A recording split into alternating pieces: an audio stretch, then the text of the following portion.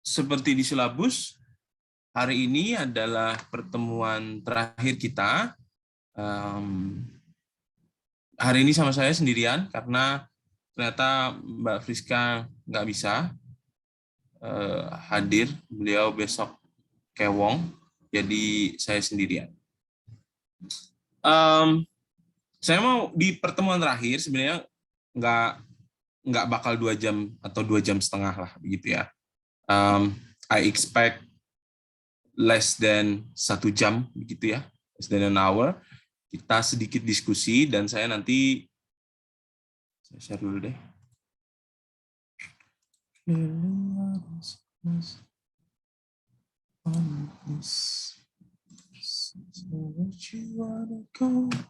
Oke, hari ini kita final debrief. Final debrief itu ya summary lah, to summarize, to have a debrief begitu. Yang akan kita diskusikan adalah what you have learned along this semester, right? Kemudian nanti kita diskusi. Setelah itu, sebelum feedback, saya mau kasih penjelasan sedikit tentang policy brief. Kemudian kita step into feedback. Feedback di kelas ini in general saja. Oke?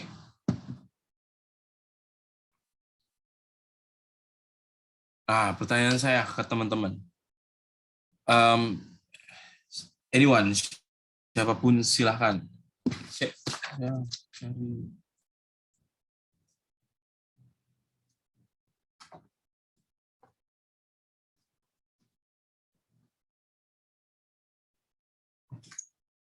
Siapapun silahkan.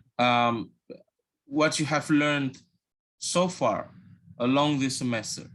1 semester nih, 14 kita pertemuan. Ya. Yang saya pelajari 1 semester itu gimana kebijakan luar negeri Indonesia itu sangat mempengaruhi dari kepentingan nasional kita. Terus Indonesia itu sebenarnya dari kebijakan luar negerinya nggak netral-netral amat. Sebenarnya dia kadang di satu sisi Amerika Serikat, yang di China, tergantung kepentingan lah gimana mas mereka maunya gimana. Terus Indonesia itu dengan ASEAN itu dia dianggap sebagai pemimpin ASEAN, leadernya ASEAN. Terus kalau pertanyaan saya ke teman-teman. Terus? Ya mas? Sudah? Sudah mas. Oke. Thank you Herdi. Ada yang lain? Teman-teman silahkan share your thoughts di kelas di pertemuan terakhir kita. Oke, saya harapkan teman-teman yang belum pernah speak up gitu bisa menyumbangkan ya 2 cents of your thoughts lah begitu. Silakan. Apa yang sudah teman-teman pelajari selama 1 semester sama saya dan Mbak Friska? Saya mau mas. Yes. Ya. Dari apa yang dipelajari sih, yang paling menarik buat saya selama KLN ini tuh yang gimana Indonesia itu membalance antara politik yang bersifat bebas aktif ini, dimana kan Indonesia ini kan diambang-ambang sebuah aspek, ada yang keamanan, maupun itu perekonomian, bahkan mengenai human security-nya sendiri.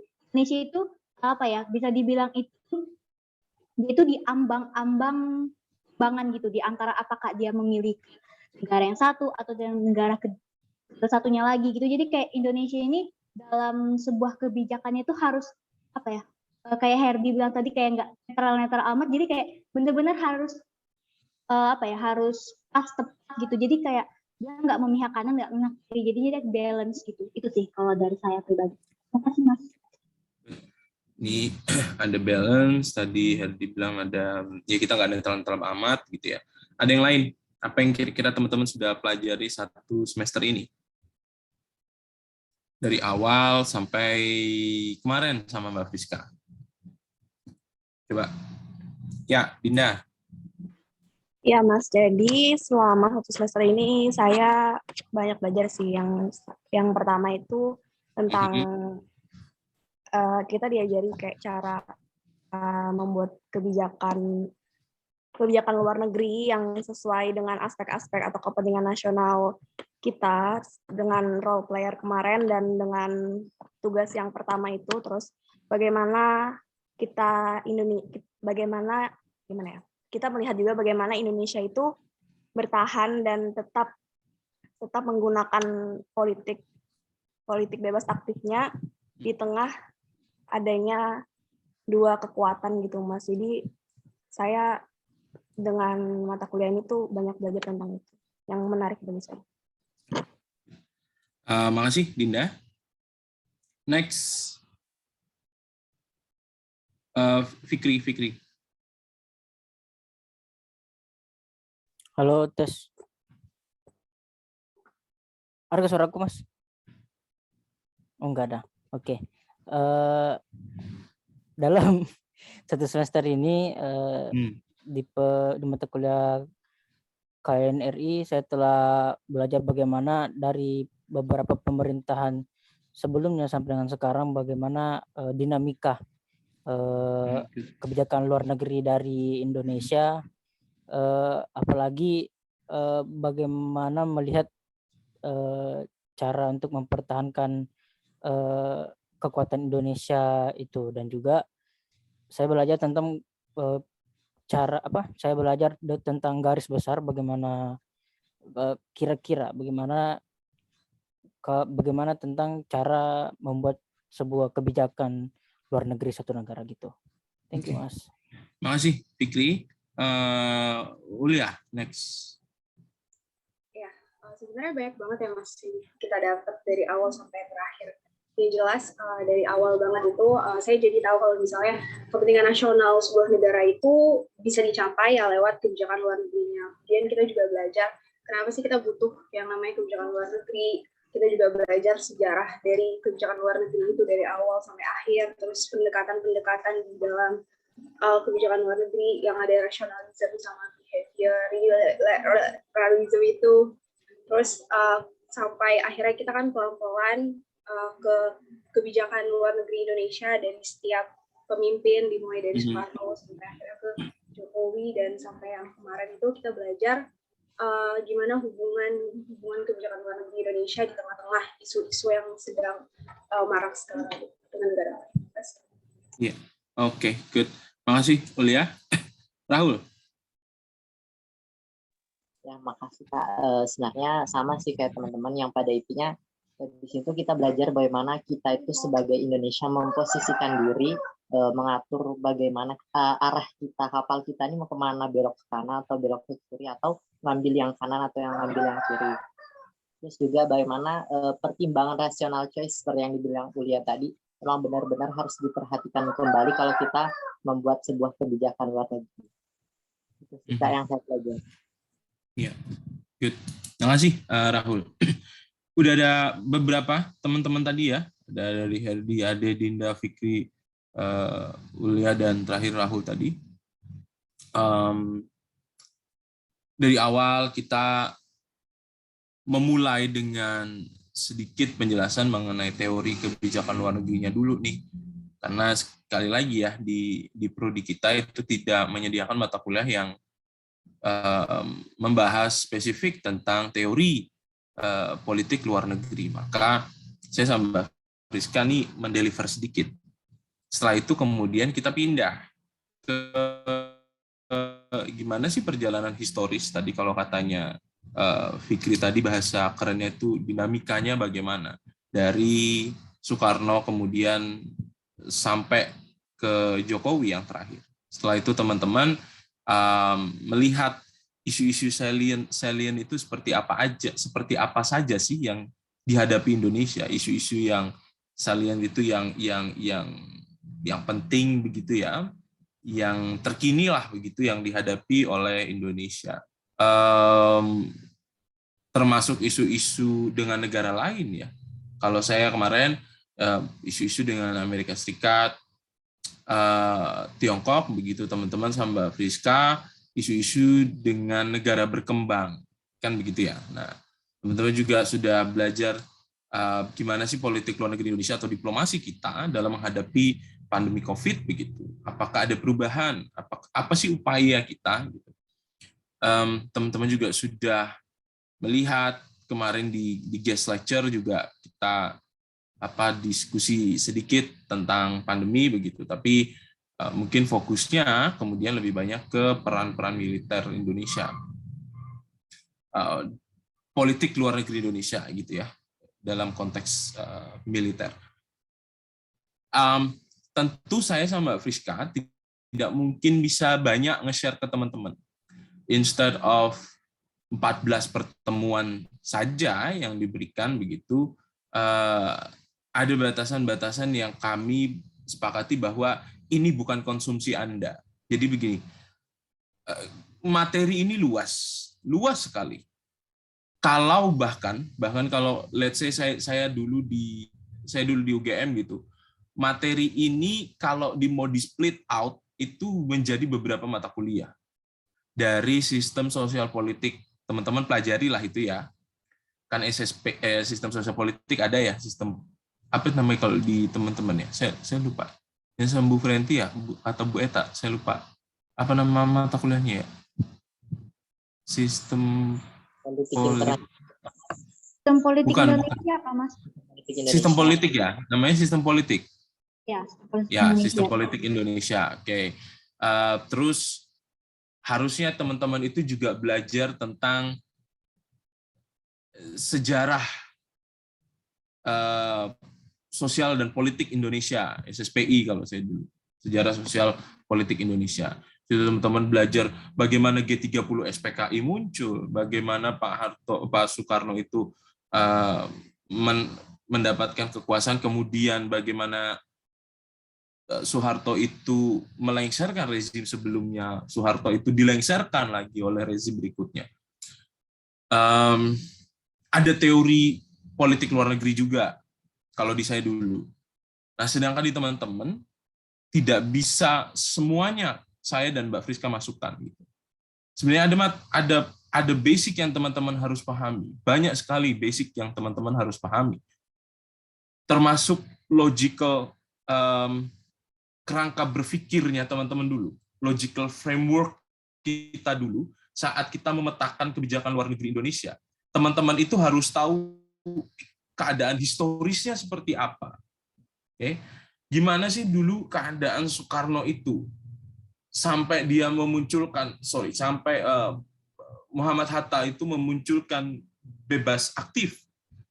Bagaimana sih kebijakan luar negeri Indonesia itu bisa bergeser di Pak Harto begitu. Apakah ada kaitannya dengan penggulingan kekuasaan? Maksudnya pergeseran kebijakan luar negeri itu apakah ada kaitannya dengan penggulingan kekuasaan? Tapi kalau kita lihat dari sisi historisnya, ada kaitannya.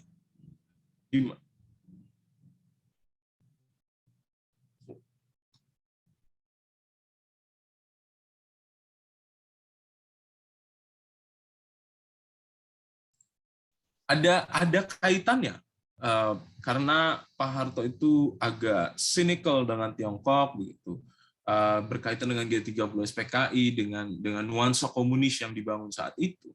Nah, kalau teman-teman sebenarnya harus mempelajari sejarahnya dulu, itu kunci-kuncinya itu di sejarahnya, kemudian kita bisa memetakan politik luar negeri itu lebih komprehensif. Tapi kebetulan di Prodi kan mata kuliah kita tidak, spektrum mata kuliahnya itu tidak terlalu luas. Jadi yang saya sepakati sama Mbak Friska adalah kita coba masukkan yang visible, bukan visible tapi visible untuk teman-teman, yang memungkinkan untuk teman-teman konsumsi begitu. Alhasil di bagian teori kita masukkan sebisanya, ya yang penting teman-teman paham setidaknya tidak semua teori politik luar negeri. At least grand teorinya teman-teman pahami, biar nanti teman-teman bisa melihat kira-kira politik luar negeri Indonesia itu menggunakan logika seperti apa dalam mendesainnya. Okay? Kemudian teman-teman mempelajari juga ya itu tadi ya, dinamikanya tadi dari Soekarno sampai ke Presiden Jokowi periode kedua, ya. Teman-teman melihat isu-isu strategisnya seperti apa. Tidak, sekali lagi ya, tidak bisa semua kami share. Itu pertama karena keterbatasan pertemuan, yang kedua karena bukan keterbatasan, karena itu bukan konsumsi Anda. Jadi ada hal-hal yang terlalu dalam, kalau kita menyelamnya terlalu dalam, sedangkan teman-teman ini kan baru belajar berenang. You got the sense gitu, maksud saya gini, teman-teman ini bukan perenang andal, oke? Anda baru berenang 2 semester nih.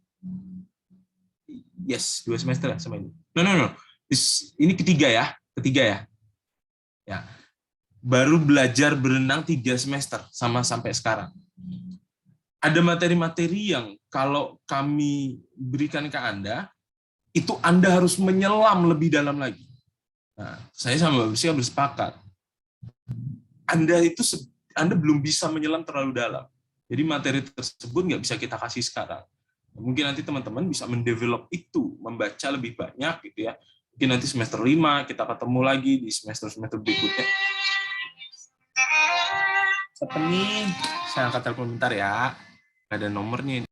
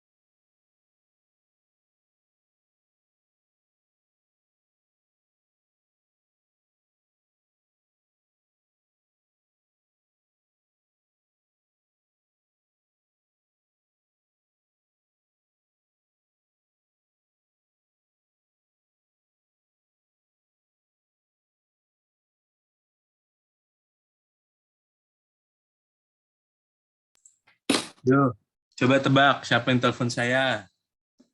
Yang nebak dapat nilai. Saya Pak, lagi janji lokal latte. Di Cocot. Mana ini saya beli Stewart lokal latemu? Kalau kamu antar. Pak, hujan Pak, banjir. Alah. Saya beli 2 saset, 2 renteng saya beli. Bacot ih. Itu tadi kayaknya Shopee deh. Ya. Shopee Express. Kalau yang tadi si cepat halu, yang ini Shopee Express. Anyway.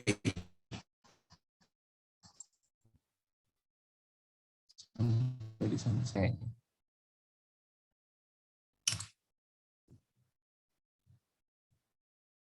Sampai mana tadi saya? Shopee. Pakai pay letter. Sorry ya, saya punya duit, nggak pernah nyicil. Emang kamu beli Salome Visip aja nyicil. Sampai mana tadi saya? Ya, sampai menyelam minum air. Ya, anyway, saya akhirnya memutuskan sama Mbak Friska tidak mungkin memberikan yang lebih berat begitu. Nanti semester 5, semester 6 gitu teman-teman bisa menjelajah lebih jauh lagi di mata kuliah lain begitu. Teman-teman bisa ketemu mungkin dengan topik-topik yang berkaitan dengan Indonesia. Dan itu teman-teman bisa mengeksplor sendiri begitu. Tapi secara umum ya seperti yang teman-teman jelaskan tadi lah, materi yang saya dan Mbak Friska desain di kelas ini. Tentu harapannya materi-materi tersebut enggak hilang begitu ya, into ashes begitu. Mudah-mudahan teman-teman bisa pahami materi yang saya dan Mbak Friska share ke teman-teman. Saya juga senang ya, teman-teman sudah bisa mengarticulate how to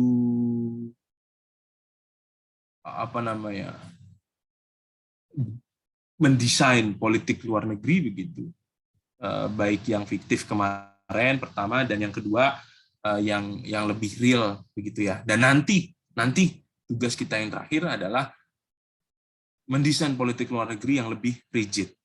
Tapi beda, kalau yang pertama dan kedua mungkin teman-teman mendesain politik luar negeri, okay? Mendesain politik luar negeri.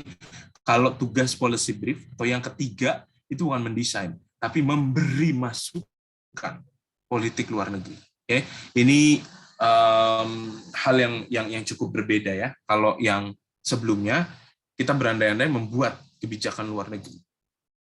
Tapi nanti di tugas terakhir ini karena teman-teman sudah pertemuan 1 sampai 14 sudah kita lewati, harapannya teman-teman kan punya bekal ilmu yang cukup nih untuk memikirkan kira-kira saran saya untuk pemerintah itu seperti apa sih. Nah, nanti di policy brief itu teman-teman memberi masukan.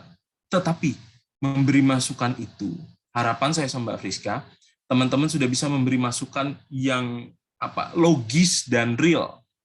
Kalau di 2 latihan sebelumnya itu mendesain politik luar negeri kan nggak real banget lah begitu ya. Nah ini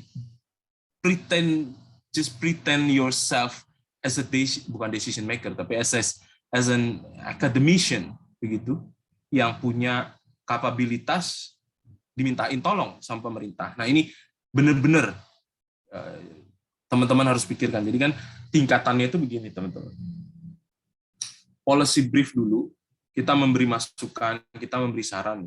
Kalau ternyata saran kita diterima, baru kita menjadi policy maker. Biasanya pemerintah itu mengundang kita untuk berdiskusi, membuat kebijakan. Jadi tingkatannya itu teman-teman membuat policy brief dulu. Yang kemarin kita sudah lewati policy making-nya, sekarang teman-teman turun 1 langkah, tapi turun 1 langkah saya harap teman-teman menghasilkan produk yang lebih berkualitas. Oke.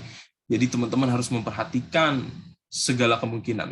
Nanti saya akan jelaskan tentang tugasnya. Oke? Saya mau lanjut dulu, tapi untuk kita berdiskusi.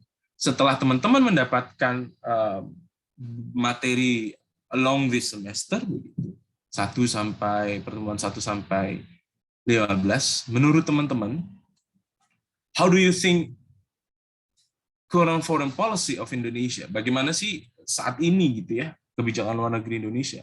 Does our foreign policy set us as an emerging power? Atau bahkan enggak deh, kayaknya foreign policy kita itu ya as status quo aja, tidak ngeset kita sebagai sebuah emerging power. Coba ada yang mau membagikan Mas, diskusi. Yes. menurut saya kebijakan luar negeri Indonesia itu sudah cukup baik ya, terutama dalam kasus COVID-19, vaksinasi COVID-19. Yang saya perhatikan di sini, Indonesia sudah menjadi salah satu dari, saya lupa nama organisasi vaksin itu membagikan mahal jadi ketuanya, dan Indonesia di sini sangat memperhatikan negara-negara yang tertinggal, terutama di Afrika Selatan untuk membagikan vaksin. Jadi Indonesia ini politik luar negerinya sudah cukup bagus, terutama di bidang kesehatan. Tetapi untuk bidang-bidang yang lain ya belum juga bagus sih. Karena COVID ini naik aja Indonesia getol-getolnya untuk melaksanakan vaksinasi kesehatan gitu. Oke. Menurut Herdi nih, atau menurut Herdi boleh ditambahkan, Herdi boleh nambahin, nanti teman-teman yang lain juga boleh nambahin. Menurut Herdi, kebijakan luar negeri yang di set up sama pemerintah sekarang itu membawa kita atau membantu kita untuk menjadi emerging power enggak? Atau justru menurut Herdi atau menurut teman-teman gitu, enggak sih, kayak pemerintah enggak serius tuh mau jadiin Indonesia as an emerging power. Bisa jawab lagi, Mas. Indonesia itu bisa menjadi emerging power, contohnya ya Mas. Indonesia nekat mengambil seperti kayak MotoGP, G20, bahkan Indonesia berani mengambil Olimpiade dengan beraninya mengambil Olimpiade dengan suksesnya. Indonesia tuh ingin menyatakan bahwa kita ini bisa, walaupun di Asia Tenggara, Indonesia ini hebat loh, gitu. Terutama di Asia Tenggara, GDP Indonesia itu sangat tinggi. Jadi presiden sekarang ini sangat diplomasi publiknya bagus, dan kemungkinan jika itu sukses Indonesia menjadi tuan rumah Olimpiade dan semacam event-event internasional G20 dan sebagainya, Indonesia mungkin bisa menjadi kekuatan di Asia Tenggara, bahkan bisa berdialog dengan Korea Selatan dan Cina, gitu Mas. Oke, jilat ya. Gimana nih Fikri nih, antek-anteknya Jokowi nih Fik. Aduh, hidup Prabowo. Oke, ada yang lain nggak? Teman-teman ada yang teman-teman gini deh, saya tanya dulu. Teman-teman ada nggak yang baca reading hari ini? Ada nggak yang ada yang baca nggak? Ini pertemuan terakhir, masa nggak ada yang baca? Ada yang baca reading atau bacaan hari ini ada nggak? Masa baca deh, lihat judul, kemudian membaca 2 paragraf, setengah paragraf, begitu. Ada? Ini kan udah pertemuan terakhir ya. Semester depan, kalau sama saya, bacaannya benar-benar dibaca. Oke? Ya oke lah, kalian pertemuan terakhir saya juga nggak mau berkesel-kesel gitu. Tapi pertemuan semester depan, kalau saya di kelas saya terutama ya, kalau saya kasih bacaan, tolong dibaca. Oke? Kalau tidak dibaca, mulai semester depan, kelasnya akan saya skip. Oke? Jadi kalau saya tanya nih teman-teman, ada yang baca? Nggak ada yang baca gitu, kelasnya dismiss. Oke? Saya nggak mau masuk kelas. Itu sudah terjadi di kakak tingkat kalian. 2000 berapa tuh kalian? 2019. 2019. Saya tinggalin kelasnya karena nggak ada yang baca. Ya, kenapa harus membaca? Kalian di panitia yang kemarin ngegembleng anak-anak 2021 toh, yang katanya mau melatih critical thinking toh? Oke. Gimana kalian mau sok-sokan melatih adik-adik kalian berpikir kritis kalau Anda saja tidak mau berpikir kritis?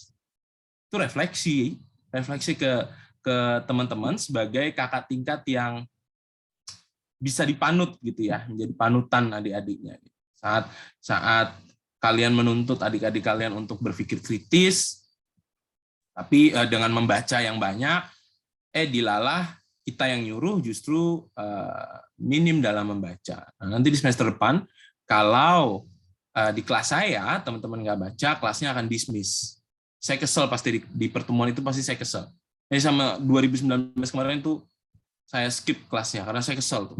Oke, mudah-mudahan nanti teman-teman encourage membacanya bisa lebih ditingkatkan ya. Saya tahu tugasnya teman-teman itu banyak, tahu. Saya juga pernah kuliah gitu. Saya pernah kuliah S1, 8 mata kuliah 1 semester, pernah juga. 24 SKS pernah juga. Dituntut IPK cum laude, iya juga gitu. Kita sama gitu. Bahkan saya ya bisa lulus 3 tahun 3 bulan. Hahaha. Saya bisa melakukan itu, melewati itu. Saya yakin teman-teman juga bisa melewati itu. Right? Oke, dari bacaan hari ini sebenarnya ini pertanyaan yang saya refleksikan dari bacaan Miss Stewart ini di kampus. Iya Pak, nyasar Pak. Ngapain kampus? Dari bacaan hari ini, Leonard Sebastian, yang nulis namanya Leonard Sebastian. Si Leonard Sebastian itu memproyeksikan, tapi mengargumentasikan bahwa kebijakan luar negeri Indonesia hari ini itu men-setting kebijakan luar negeri Indonesia hari ini itu men-setting keadaan Indonesia untuk menjadi emerging power. Oke, kenapa Indonesia itu bisa jadi emerging power dari kebijakan luar negerinya hari ini? Si Leonard Sebastian itu mengargumentasikan bahwa, Saya share deh. Cara. Iya, setidaknya itu Indonesia itu pede karena dia itu udah menjadi negara dengan middle income countries begitu. Kita itu pede karena secara finansial kita itu sudah secure. Mengcompare dengan Vietnam, mengcompare dengan even Cambodia, even Philippines. Menurut saya ya, bahkan Filipina saja, kalau kita bandingkan keuangannya, kayaknya ekonomi kita lebih secure deh. Kita itu sebenarnya bisa masuk BRICS loh.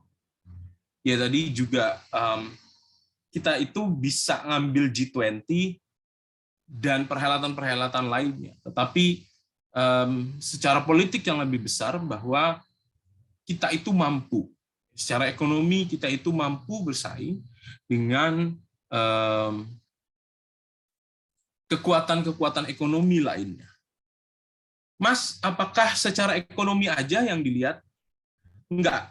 Leonard Sebastian itu melihat dari sisi politicsnya juga, international politicsnya. Okay? Leonard Sebastian itu mengargumentasikan bahwa Indonesia itu, kebijakan luar negeri Indonesia hari ini itu bukan di set up, itu seolah-olah menjadi track jalan gitu ya. Itu policy maker kita sedang membuat jalan. Tracking ini menuju emerging power dan Indonesia sedang jalan di track yang itu tadi. Karena kalau dilihat dalam konteks international politics atau lebih spesifik lah regional hegemon begitu, Indonesia itu memegang peran yang besar sekali di ASEAN. Mulai dia dari ASEAN Way gitu ya, Presiden Yudhoyono menginisiasi ASEAN Way, ASEAN Community di dalamnya begitu. Hingga pada hal-hal yang lebih kritikal, ASEAN Plus 3 terutama. Kenapa bisa kritikal, Mas, ASEAN Plus 3? ASEAN Plus 3 itu, jadi dulu Jepang, gitu, Korea Selatan, yang lain-lain itu menganggap ASEAN ini nggak penting. Dan ya udahlah, biar aja kalau dia nggak terbuka gitu ya. ASEAN itu kan eksklusif hanya untuk 10 negara anggota. Di luar 10 negara anggota, lu bukan temen gaul gue. Titik. Oke? Nah, sampai kepada waktu berjalan begitu, Indonesia merasa kayaknya kita harus membuka diri deh. ASEAN itu harus membuka diri. Nah, Indonesia ini ngelit ASEAN untuk membuka diri dengan ASEAN Plus 3. Yuk, kita buka kerjasama dengan negara-negara lain. Dibuatlah forum ASEAN Plus 3. China, Japan, South Korea. ASEAN Plus 3. China, Japan, lupa saya. Coba teman-teman, mungkin seseorang ada yang bisa nge-googling ASEAN Plus 3, tapi ada China, ada Japan-nya kalau nggak salah. Ada yang tahu ASEAN Plus 3 siapa aja? Ada yang tahu? Saya jadi lupa. Cina, Jepang, Korea. Cina, Jepang, Korea. Benar. Benar nih, Cina, Jepang, Korea.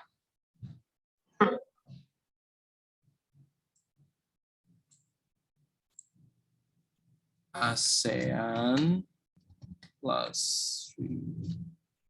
Saya takut salah. Cina, Jepang, Korea. Iya. Oke. Cina, Jepang, Korea. Dia membuka diri. Ini kalau katanya si Leonard Sebastian, dia bilang, ini membuktikan bahwa kepemimpinan Indonesia di ASEAN itu membuka kemungkinan untuk open regionalism. Regionalismnya ini ASEAN, tapi kita terbuka untuk kerjasama dengan negara lain di luar ASEAN. Itu disebut sebagai open regionalism. Nah, Indonesia ini sukses nih ngelit ASEAN dalam membuka diri kepada negara-negara lain. Jadi secara ekonomi dia oke, secara regional politics dia punya kapasitas. Argumentasinya Sebastian ini adalah Indonesia itu bakal menjadi sedang menuju emerging power.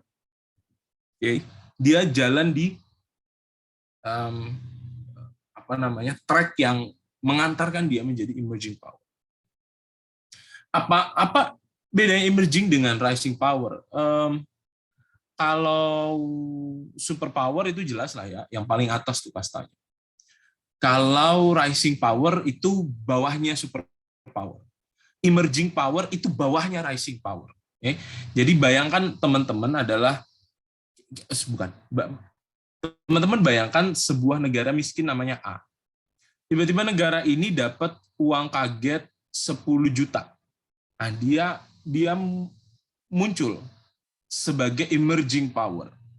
Negara dia itu tidak lagi miskin, tetapi dia mulai memiliki kekuatan. Akhirnya dia dilihat tetangga, orang kaya ya itu ya, orang kaya ya. Dari emerging power, dia buka usaha nih, 10 juta tadi, dia buka usaha geprek. Akhirnya dari usaha gepreknya, dia menjadi pengusaha yang sukses. Di kampung itu, kemudian dia dikenal sebagai seorang yang paling kaya di wilayah itu. Orang-orang kemudian mulai menghormati si bapak ini, si pengusaha ayam geprek ini. Itu yang disebut sebagai rising power. Dia sedang climbing up untuk mencari to aspire influence. Itu yang disebut sebagai rising power. Si bapak A tadi ini yang sudah menjadi orang kaya di kampungnya itu kemudian mengalahi kekayaan daripada orang sebelumnya. Jadi sebelumnya ada si Fulan. Fulan ini kekayaannya 200 juta. Nah, si bapak A tadi yang tukang geprek tadi mulai mengumpulkan pundi-pundi gitu, akhirnya menjadi orang terkaya di kampung itu. Orang terkaya di kampung itu dia ngasih lampu ke masjid, dia ngasih sumbangan kue ke RT-RT, begitu. Akhirnya orang ini dipandang dan memiliki influence, memiliki pengaruh. Pengaruhnya dia itu mengalahkan si Fulan tadi, si orang sebelumnya. Nah, inilah yang disebut sebagai superpower. Jadi bertahap naiknya. Dari no one ke emerging power. Dari emerging power, kekuatan yang baru muncul, naik menjadi rising power. Dari rising power, kalau sudah settle, itu disebut sebagai superpower. Oke? Nah, Indonesia pada level emerging power tadi.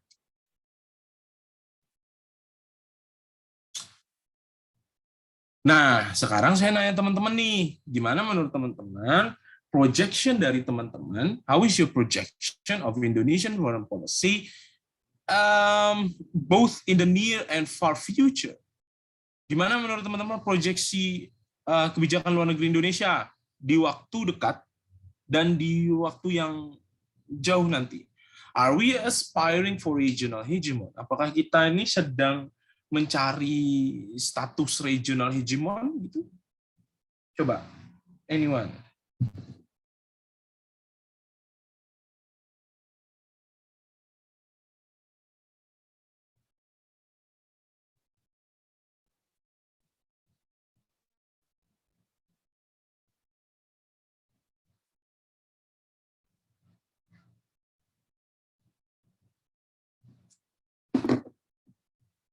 Ayo, gimana menurut teman-teman projection Indonesian foreign policy in the near and far future? Gimana menurut teman-teman di waktu dekat dan di waktu yang masih jauh nanti?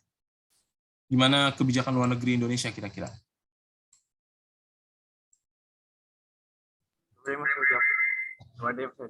Nggak, selain Herdi. Selain Herdi.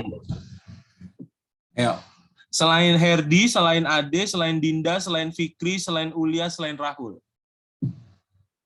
Selain yang namanya saya sebutkan tadi.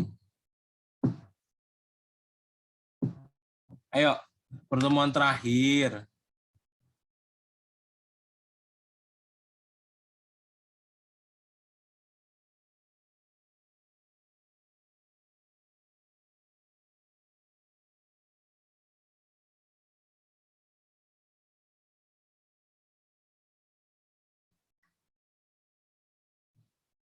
Ayo.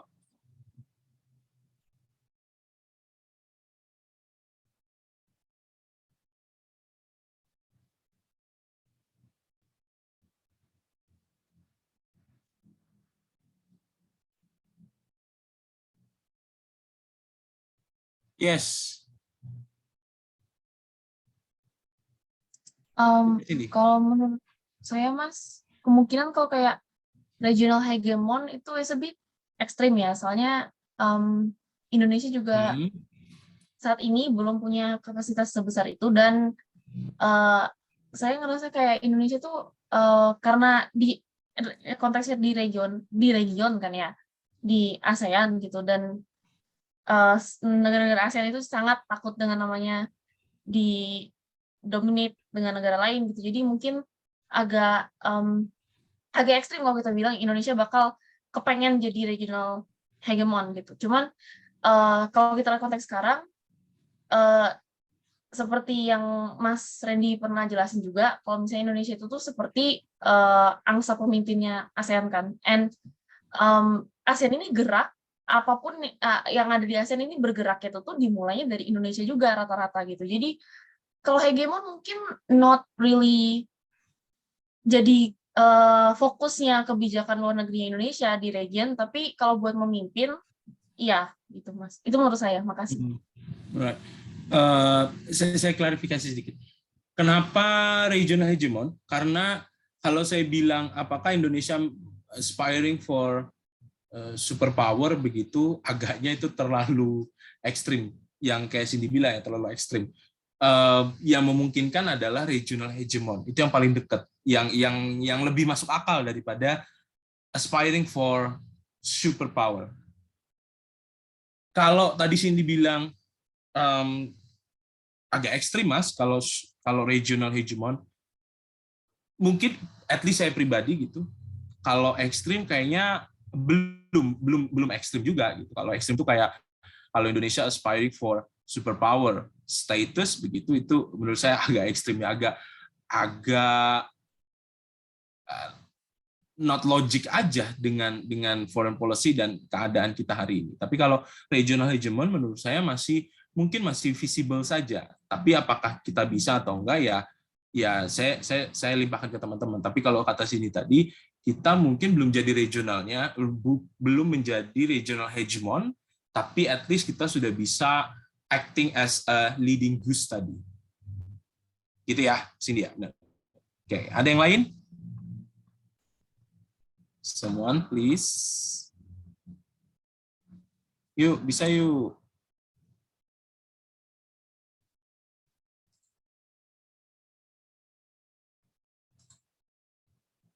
Bagaimana menurut teman-teman, bagaimana proyeksi kebijakan luar negeri menurut teman-teman? Kayak 5 tahun lagi kebijakan luar negeri kita gimana sih? 10 tahun lagi gimana sih?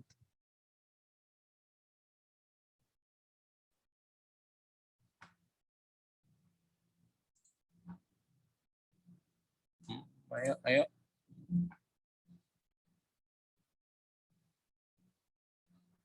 Atau karena pertemuan terakhir saya sebut aja kali ya namanya. Kalian lagi milih di layar ini.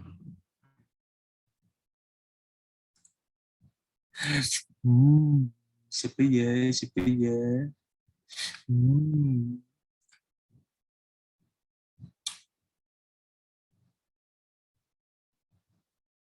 Muhammad Arsyad ada nggak nih? Muhammad Arsyad nih.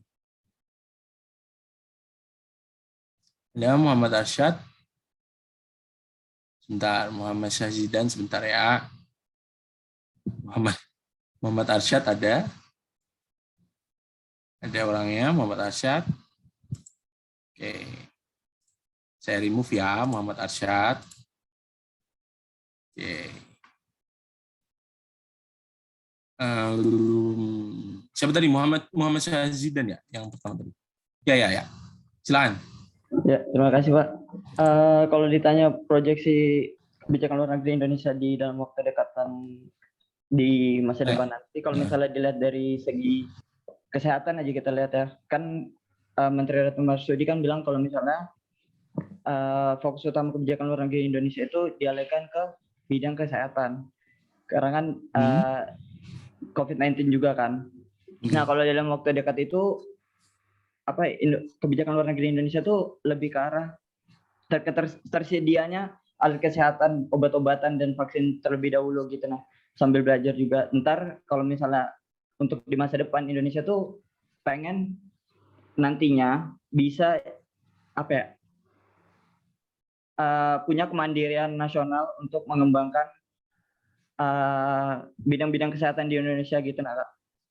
Kalau dari segi obat-obatan kayak gitu, kalau misalnya dari segi kesehatan, jadi Indonesia tuh lebih ke arah di masa depan nanti pengen kalau Indonesia ini bisa jadi apa ya, di ASEAN lah, kita lihat kita katakan aja di ASEAN jadi pusat gitu, nah yang bisa membantu negara-negara di ASEAN lainnya untuk maybe untuk menyediakan obat-obatan dan alat kesehatan lainnya seperti itu. Kalau misalnya dibilang buat regional hegemon, mungkin kalau saya bilang belum sih, karena Indonesia lebih ke arah fokus sama diri sendiri terlebih dahulu gitu, nah Kak. Kayak memperbaiki apa yang ada di dalam negeri. Oke. Gitu. Oke. Terima kasih. Terima kasih Muhammad Syajidan. Jadi intinya Indonesia mau memperbaiki diri dulu sambil dealing with, ngeri banget si Herdi nih, mulutnya kayak Nobita tadi, dia marah tuh. Buset. Mengganggu konsentrasi sih. Sorry Pak. Kaget saya kayak ini. Set nih, siapa nih, Suneo marah nih. Apa tadi? Oke. Oke deh Pak. Dia nggak fokus kepada regional hegemon karena Indonesia mau settle dengan dirinya dulu ya gitu. Terutama isu-isu yang sekarang benar-benar lagi dihadapi Indonesia, yaitu si COVID ini. Kita mau menyelesaikan ini dulu deh, baru kita mikirin foreign policy yang apa namanya, yang gambaran lebih besar tentang foreign policy. But for now, at least we are dealing with the pandemic. We do our best effort, including membuat vaksinasi, sentral vaksinasi begitu ya. Oke, good.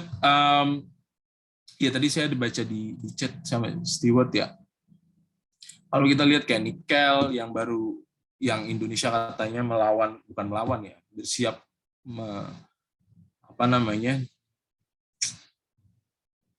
mengikuti gugatan di PBB begitu. Ya rasa-rasanya kok Indonesia juga sudah mulai menampilkan kesan bahwa kita itu negara yang sovereign. Apa yang ada dalam diri kita itu kita yang berhak menentukan ya. Ini sebenarnya menurut saya suara yang cukup keras juga yang disuarakan oleh Indonesia gitu ya. Kayak kamu jangan main-main tentang kita negara yang let's say bukan kecil ya, tetapi tidak se-advance atau tidak semaju negara-negara kalian begitu, bukan berarti kita itu dianggap sebelah mata, enggak gitu. Kita punya sumber daya, kita yang mengelola suka-suka kita gitu. Nah, ini menurut saya suara yang cukup keras yang digaungkan oleh pemerintah Indonesia juga, dari nikel, timah yang bakal datang katanya, timah dan lain-lain itu. Ya, it's a good one. Satu lagi deh. Are we aspiring for regional hegemon? Nah, saya mau ngecek yang tadi menutup. Wih, jadi banyak ini yang on cam ini. Tadi perasaan dikit. Sampai udah ada yang saya kick itu. Nggak seru, banyak yang on cam. Oke, Mulia. Kalau saya ya Kak, oke, halo, terdengar suara saya dengan baik? Iya. Oke, kalau dari saya Kak, untuk kedepannya saat ini kedepannya negara Indonesia itu mungkin untuk saat ini Indonesia fokus terhadap kasus di Laut Natuna, lalu bagaimana kita bisa membuat kebijakan terkait persiapan menghadapi adanya AUKUS, terus kerjasama ASEAN lebih ditingkatkan. Lalu paling utama sih mungkin tadi benar ya, saya setuju dengan katanya teman saya tadi dari Zidan bahwa kita perlu belajar mempersiapkan bagaimana persiapan diri terhadap vaksinasi, terus mempersiapkan ke depannya terkait kesehatan global.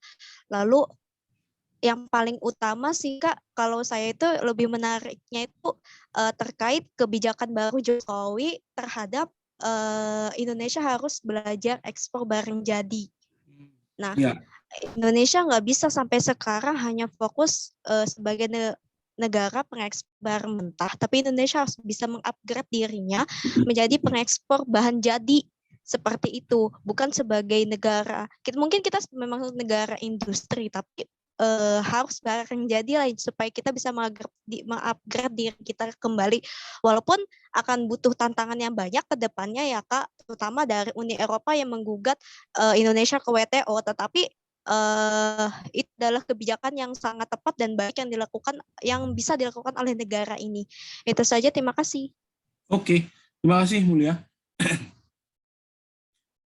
Kurang lebih sama ya, kayaknya teman-teman bertiga ya, Cindy, Syahzidan, dan Mulyani, teman-teman yang cukup skeptis dengan eksistensi Indonesia di kancah regional, kancah kawasan begitu. Skeptis artinya kayaknya kita belum ngejar regional hegemonnya deh, kayaknya kita masih ini dulu deh, baru kita ke situ. Kita kayak masih domestic politics dulu deh, baru kita ke regional hegemony. Sekalipun kita effort kita besar di ASEAN, tapi kayaknya ya tadi ya saya mengutip apa yang Cindy bilang, kita tuh bukan hegemonnya, tapi kita itu hanya leading saja, belum menjadi hegemon. Ya memang takarannya berbeda ya teman-teman. Kalau hegemon tuh udah kayak kita tuh udah ditakuti gitu, bukan ditakuti dalam arti yang positif ya, maksudnya kayak kalau leading ya status kita sama, egaliter begitu. Tapi ada kalanya kita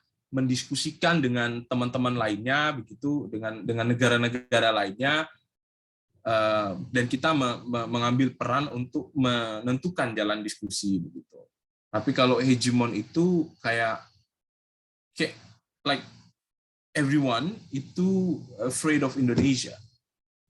Mau itu takutnya dalam konteks yang positif atau negatif. Positif itu maksudnya kita itu disegani begitu, bukan takut ya, tapi lebih disegani. Meskipun kita memang disegani, tapi kayaknya memang konteksnya belum sampai regional hegemon.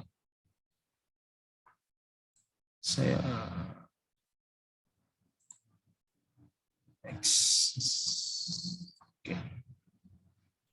Oke. Terakhir, pertanyaan terakhir untuk teman-teman setelah 14 pertemuan ini gitu ya. Menurut teman-teman, will we still exercise free and active foreign policy? Kira-kira kita itu masih nggak ya pakai free and active ini, atau kita bakal mengganti free and active ini?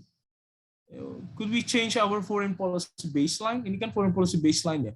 Free and active ini adalah baseline kita, panduan kita begitu kurang lebih. Menurut teman-teman tuh kayak emang kita ini bakal pakai free and active ini lagi nggak ya? Gitu, kira-kira. 1 atau 2 orang deh. Boleh?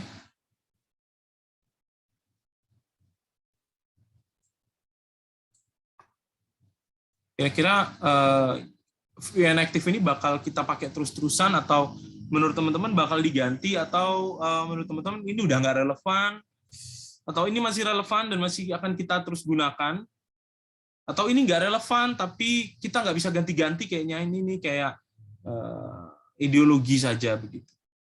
Gimana teman-teman?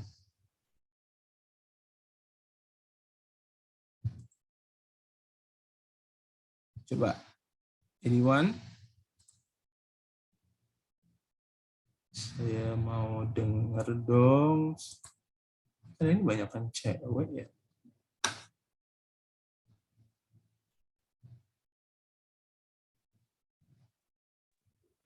Coba Iqbal Seno Aji.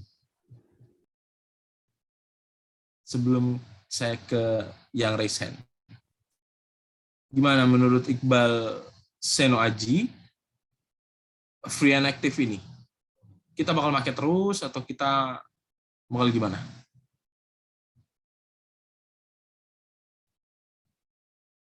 Nah ini nggak ada suaranya Iqbal Seno Aji.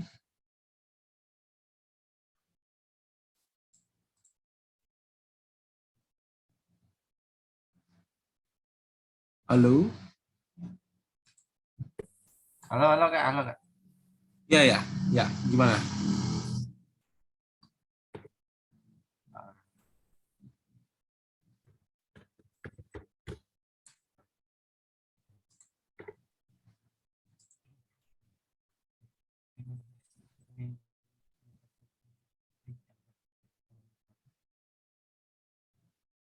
Iqbal, apa namanya, nangkep pertanyaan yang tadi kita diskusikan, bukan yang sedang kita diskusikan. Ya agak kurang Kak. Coba gimana menurut Iqbal?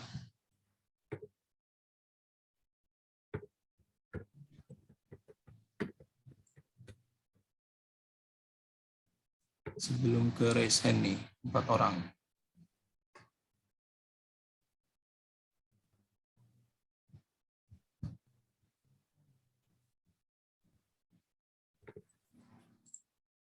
Gimana, Bal?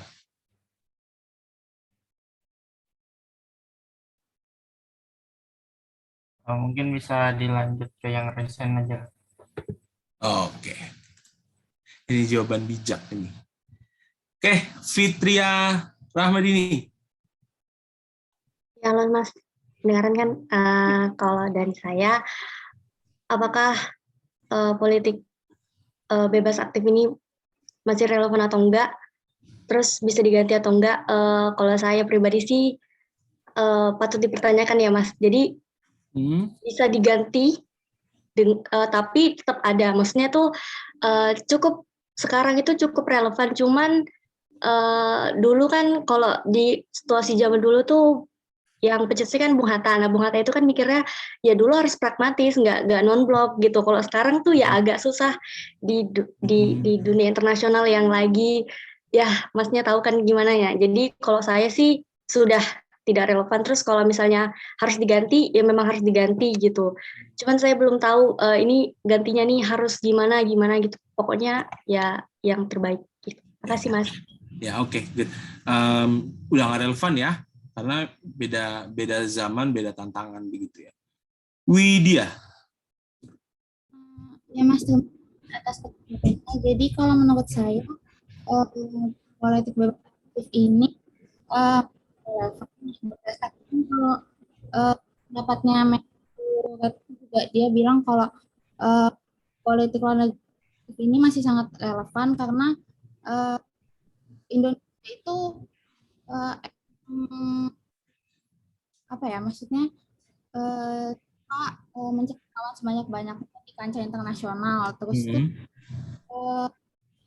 karena kepentingan bagi Indonesia kan kepentingan nasional itu berada di segalanya, jadi politik luar negeri Indonesia itu mengajarkan kita harus bersaing atau harus bermusuh, tapi prinsipnya itu sangat hormati bagi semua negara.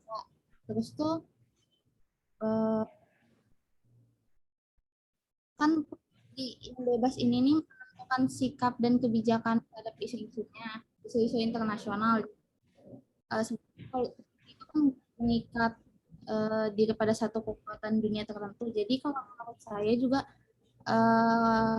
politik luar negeri ini masih relevan dan masih bisa digunakan untuk itu aja. Ya, oke. Kalau Widya justru ini masih relevan dan masih bisa kita gunakan gitu ya dengan keadaan hari ini. Oke, Aji Ria. Ya, terima kasih Mas. Suara saya terdengar? Ya. Jadi kalau menurut saya, apakah politik bebas aktif ini relevan? Relevan. Tapi untuk di berbagai keadaan itu enggak juga. Contohnya kan di keadaan kita sekarang di COVID-19 ini, Indonesia itu enggak sebebas seaktif biasanya dalam dunia internasional. Jadi sampai disinggungkan sama negara lain, biasanya Indonesia ini yang paling depan nih menyuarakan tentang perdamaian kemanusiaan. Nah, tapi karena adanya COVID ini nih, Indonesia tuh jadi tertutup dan lebih memilih mengurusi politik negaranya dulu kan. Nah, jadi menurut saya relevan, tapi untuk di berbagai keadaan itu malah melemahkan kita.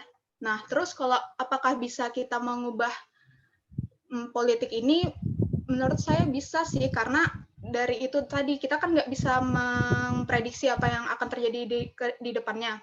Apakah ada keadaan lain atau ada pandemi lain lagi yang datang yang malah melemahkan politik kita kan? Ya. Jadi menurut saya bisa diganti, tapi berarti kita harus mempunyai landasan yang lebih kuat lagi dong, kan karena bebas aktif ini kan landasannya dari Pancasila sama UUD kan. Berarti kita harus mengulas lagi gitu Mas untuk mencari base politik kita. Tapi kalau untuk sekarang? Kalau untuk sekarang relevan.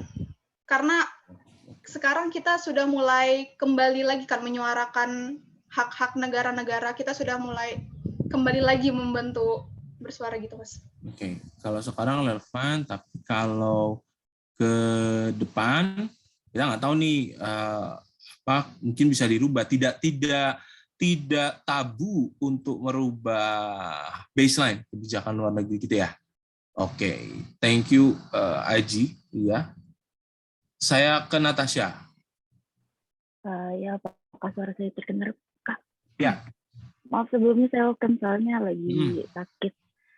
Jadi menurut saya tuh politik bebas aktif kita nih sebenarnya masih relevan seperti yang dibilang Womenlu gitu. Mereka politik bebas aktif kita masih relevan karena politik bebas aktif kita tuh merupakan upaya buat memajukan kepentingan nasional kita yang kayak kita kan negara yang damai gitulah yang dilihat sama negara lain gitu yang kayak nggak mau berpihak ke yang lain walaupun faktanya kita kadang ke arah Tiongkok, kadang ke arah AS gitu kan, Mas. Seperti yang kemarin udah dijelaskan juga. Tapi menurut saya kalau buat ke depannya, politik bebas aktif ini harus diubah sih. Maksudnya kayak kalau misalnya kita tetap aja diam, kayak mementingkan kepentingan domestik kita, menurut saya nggak bakal dilihat negara lain gitu loh. Kayak iya bakal dilihat, cuma kayak as Indonesia doang, kayak oh iya Indonesia begini, kalau nggak bakal maju gitu loh menurut saya. Harus ada politik, harus ada sistem lain gitu menurut saya. Gitu. Iya, oke. Ya, makasih Natasha. Jadi emang di satu sisi free and active ini menurut saya juga emang kekuatan kita sebenarnya. Jadi it enables us to bukan to choose ya, tapi itu bukan memilih, tapi apa? Kayak gini bebas aja kita mau ngapain gitu terserah kita gitu kan sebagai negara yang berdaulat. Tapi bukan artian to choose someone as an ally untuk Indonesia bukan, tapi memilih ya itu dia yang saya bahasakan ke teman-teman itu. Kita tilt ke samping kiri atau tilt ke samping kanan itu terserah kita, suka-suka kita. Itu memang kekuatan harus kita akui bahwa itu memang nilai plus dari free and active ini. Cindy, pendek aja Cindy. Iya Mas, jadi kalau menurut saya sebenarnya free and active ini masih relevan sih. Soalnya kalau kita lihat dari dulu sampai sekarang kan tetap dipakai. Tapi kayak pengamalan itu tuh sangat tergantung gitu loh sama pemimpinnya. Jadi kayak kalau kita lihat aja di zaman Soekarno sama di zaman Jokowi tetap free and active kan, tapi cara mereka exercise free and active ini yang beda-beda gitu. Jadi mungkin lebih relevan dan itu lebih bisa jadi fleksibel lah buat kita gitu ke depannya. Itu Mas, makasih. Benar. Jadi ya kalau dibilang free and active dari zamannya Pak Karno juga kenapa kita Nasakom gitu, nasionalis agama komunis begitu ya. Kok ujung-ujungnya tetap ke timur daripada ke barat begitu. This is not really free and active to be honest. Yes juga, ya juga gitu. Bergantung kepada how we interpret. Siapa yang memimpin, bagaimana dia menginterpret free and active, benar juga gitu. Itu yang saya bilang di pertemuan sebelumnya ya teman-teman, yang di bukunya MIT Press itu si orang bule ini bilangnya bahwa free and active ini kita bebas. Free-nya itu artinya kita bebas dari belenggu orang lain. bukan sekedar bebas memilih saja. Nah, ini kan tergantung interpretasinya ya. Kita bebas mau pakai yang bebas memilih atau kita bebas berserikat dengan siapapun. Kita bebas berserikat dengan siapapun atau bebas memilih, atau interpretasi kita adalah kita terbebas dari tekanan-tekanan negara lain. Nah, ini kan tergantung pada interpretasi. Yes. Siti Rosidah more. Ya, or less. saya juga sama sih sama Cindy, Pak. Jadi ini kalau pakai politik bebas aktif masih sangat relevan ya, karena Indonesia artinya netral gitu. Dia enggak yang condong ke kiri atau condong ke satu negara lain, dan juga lebih fleksibel gitu. Dan mungkin dengan politik bebas aktif yang memfokuskan dalam perdamaian dan kepentingan negara, Indonesia mungkin bisa di kemudian hari, kita harus optimis dong, ini mungkin bisa jadi, dengan ini bisa jadi contoh bagi negara-negara lain. I don't know, tapi yang menurut saya itu sih Pak, masih sangat relevan. Yes, oke. Makasih Siti Rosidah. Gina Raudatul. Ya baik, terima kasih Bapak. Kalau pendapat saya, memang untuk saat ini bebas dan aktif itu relevan bagi saya Pak. Tapi untuk kedepannya, menurut saya kurang relevan, karena seperti pertemuan-pertemuan sebelumnya Bapak pernah nanya masalah yang memihak gitu Pak, antara satu dengan satu. Nah, itu mungkin ada di satu saat gitu, kita ada posisi di mana kita harus memihak dari salah satunya gitu loh Pak. Mungkin itu aja. Terima kasih. Ya, oke. Ya, tergantung keadaan lah ya. Yes, Evelyn, Anastasia. Ya, Herdi dari tadi umek banget. Dia mau pamer bahwa ada sekian orang yang numpang wifi di rumah dia. Kok tahu, Pak? Ya Mas, jadi saya mau jawab, kalau kebijakan luar negeri bebas aktif ini menurut saya akan tetap relevan sampai untuk saat ini sampai dalam beberapa tahun ke depan. Apalagi kebijakan ini juga sudah kita tetapkan itu dari zaman Orde Lama sampai ke Orde Baru. Walaupun pemimpin kita juga sering berganti gitu. Ya. Itu aja sih Mas, terima kasih. Oke, makasih. Masih relevan. Yes. Angel Aloysia.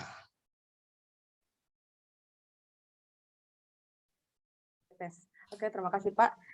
Jadi kalau menurut saya mengenai relevan apa tidak untuk politik baseline kita sebagai bebas aktif ini, memang dari saya memang sama, iya, memang sangat masih relevan. Kenapa juga karena salah satu saya dalam konsepan ini bebas aktif ini saya berpikir bahwa Indonesia tuh mandiri, di mana mandirinya tuh kita kan pasti ada nasional kepentingan nasional, ada hal-hal yang ingin kita tujukan. Jadi Indonesia itu bebas membuat suatu kebijakan, dan juga sebagai salah satu contoh tuh seperti yang dikatakan yang lain juga, Indonesia kan dalam ingin mencapai suatu halnya tuh atau apa, dia tidak terikat pada satu hal atau seperti contohnya Pak, macam kita belajar kemarin mengenai pragmatis equidistant, yang dimana tuh Indonesia, kalau contoh Indonesia ada kerjasama yang kuat dengan China atau Tiongkok itu, tapi it doesn't mean kalau kita tuh harus kita harus menjauh dengan ES karena dia tidak bagi manfaat apa-apa. Tapi dalam konsep bebas aktif ini kita tetap ada jalinan hubungan, karena nanti kita tahu kita tuh akan butuh juga seperti yang di pelajaran kemarin itu. Nah, jadi menurut saya tetap relevan untuk sekarang dan untuk kemudian harinya juga. Oke, good. Angel, saya manggil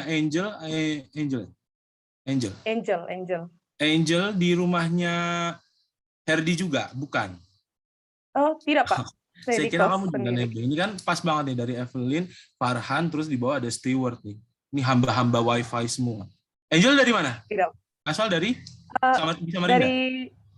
Tidak, dari Flores. Saya karena kehujanan aja Pak. Apa sih Stewart? Ih, orang lagi ngobrol. Jauh banget kamu kuliah ke Unmul? Karena ada alasan tersendiri sih Pak, pilih di Unmul. Tapi bukan dari Kaltim. Bukan dari Kalimantan Timur. Bukan, ini tidak Pak. Kalau saya males nih ketemu sama teman-teman yang nggak jelas. Sip, thank you Angel. Terakhir, Farhan. Di band sih. Kalau dari pendapat saya sih Pak, sebenarnya kita tidak perlu memperdebatkan lagi apakah politik luar negeri bebas aktif ini digunakan ke depannya atau relevan masih sampai saat ini, karena jawabannya sudah jelas. Apa jawabannya? Jelasnya apa? Memang jawabannya itu sudah jelas, karena politik bebas aktif itu ya sangat relevan dengan politik luar negeri Indonesia. Kenapa saya bilang demikian? Karena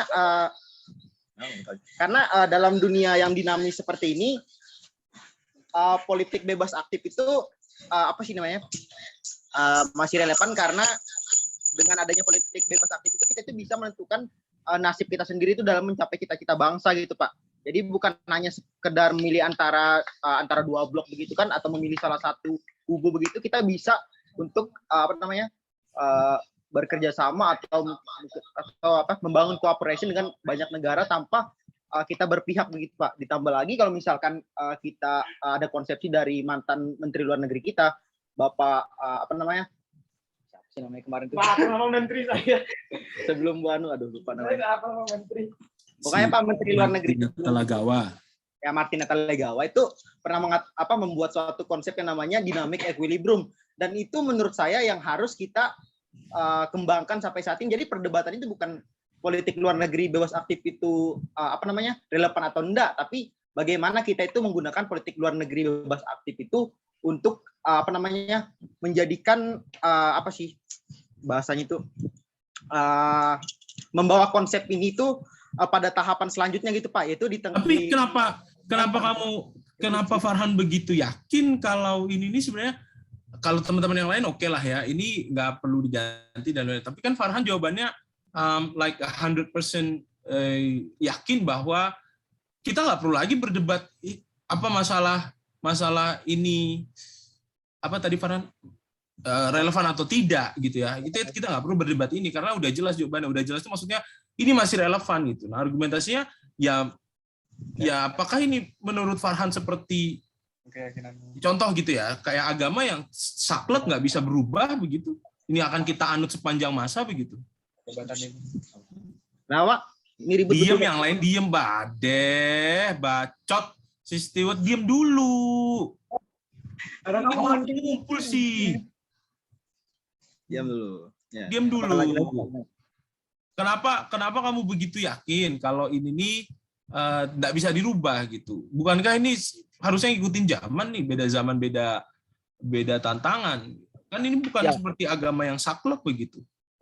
Ya, jadi saya mau jawab Pak. Jadi yang saya lihat esensi dari politik luar negeri bebas aktif itu yaitu bebas memilih sisi gitu Pak. Nah, itu yang saya perhatikan dari politik luar negeri bebas aktif. Artinya kalau kita mau membangun suatu hubungan, yang saya lihat itu bakal menjadi suatu hal yang baik apabila kita itu bisa membangun hubungan dengan banyak kawan. Ya, konsepsi yang bisa dikatakan itu zero enemy thousand friend, dan itu yang merupakan dan hal tersebut yang merupakan hal yang saya perhatikan dari politik luar negeri bebas aktif tersebut Pak. Artinya kalau misalkan konsep ini terus dipertahankan ke depannya, dengan demikian kita itu dianggap sebagai negara yang bisa dikatakan bersahabat dengan negara-negara lain, artinya tidak memilih sisi gitu Pak. Itu yang saya perhatikan dari politik luar negeri bebas aktif, dan relevansinya yaitu ya tadi kita itu bisa membangun hubungan dengan banyak negara tanpa tanpa ada perasaan memilih sisi gitu Pak. Yang itu saya perhatikan.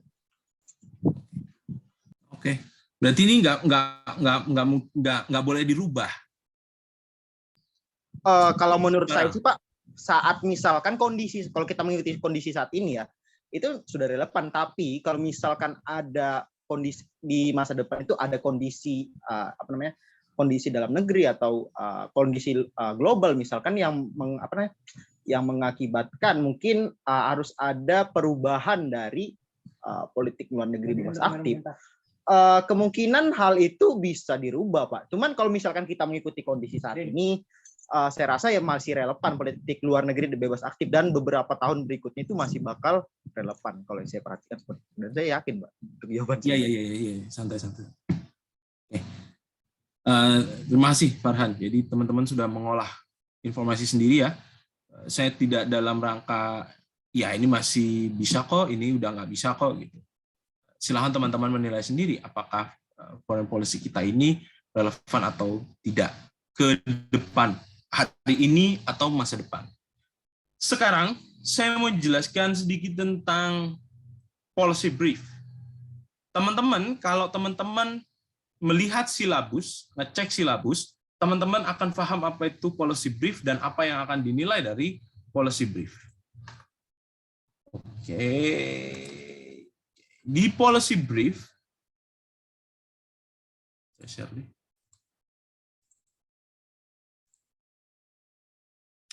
Di policy brief, 30%, teman-teman, tugasnya adalah menulis rekomendasi kebijakan. 2 lembar atau 800 kata maksimal. Minimalnya nanti 600. Enggak, ini saya clearkan ya. Paling banyak 800 kata itu sekitar gini, teman-teman dalam dunia akademik saya ajarin. Ini biar tidak terulang yang kemarin sudah di esai. Dalam dunia akademik, kalau dibilang maksimal 800, berarti itu leeway. Leeway itu maksudnya kelebihannya itu boleh 80 kata. Oke, kalaupun kurang dari 800, minimal itu 720 kata atau kurang 80.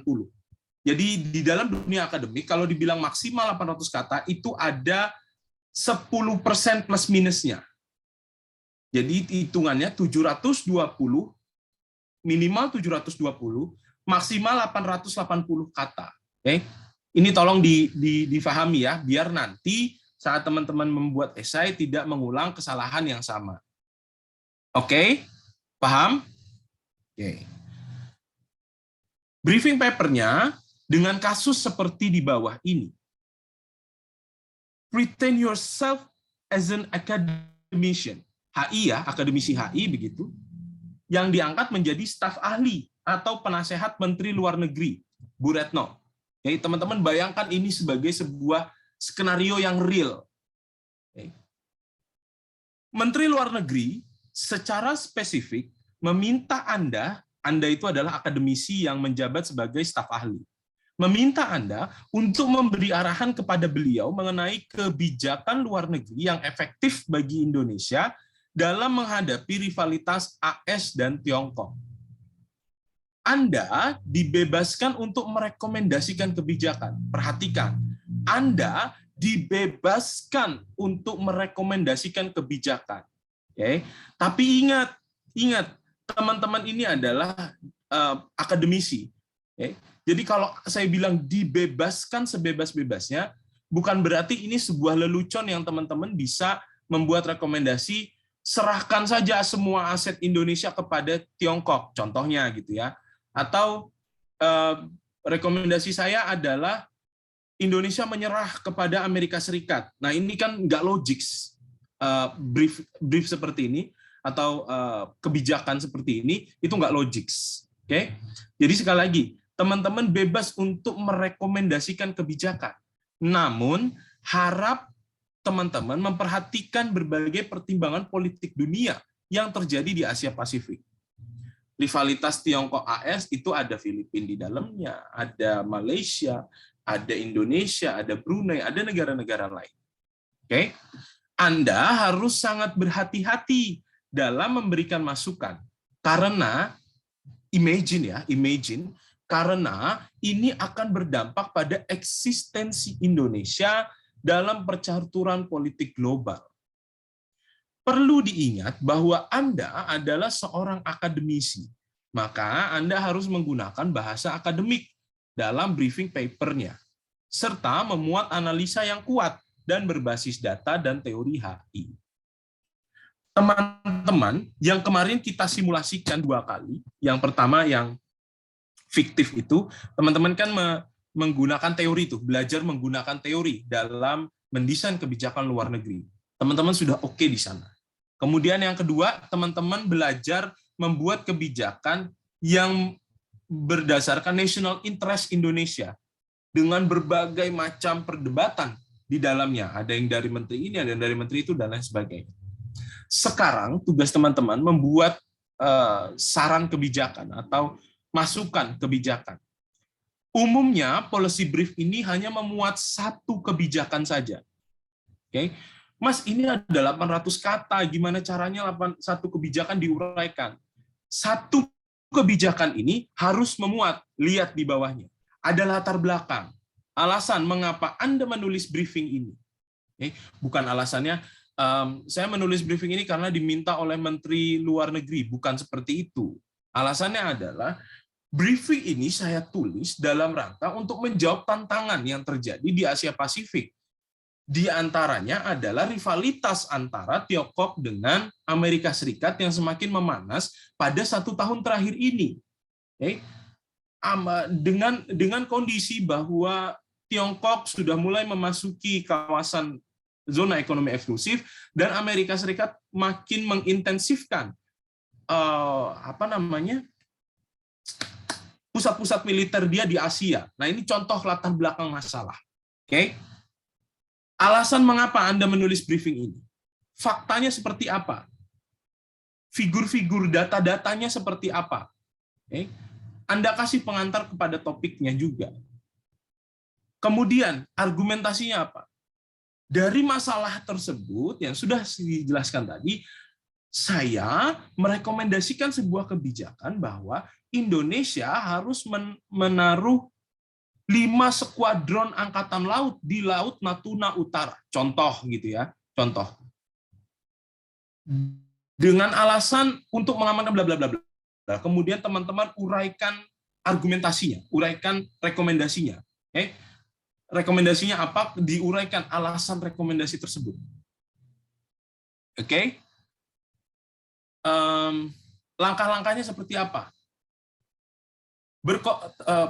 Saya merekomendasikan kepada Menteri Luar Negeri untuk segera berkoordinasi dengan Menteri Pertahanan untuk membuat MOU agar bisa secepatnya nih si 5 skuadron ini ditaruh di Laut Natuna Utara. Oke.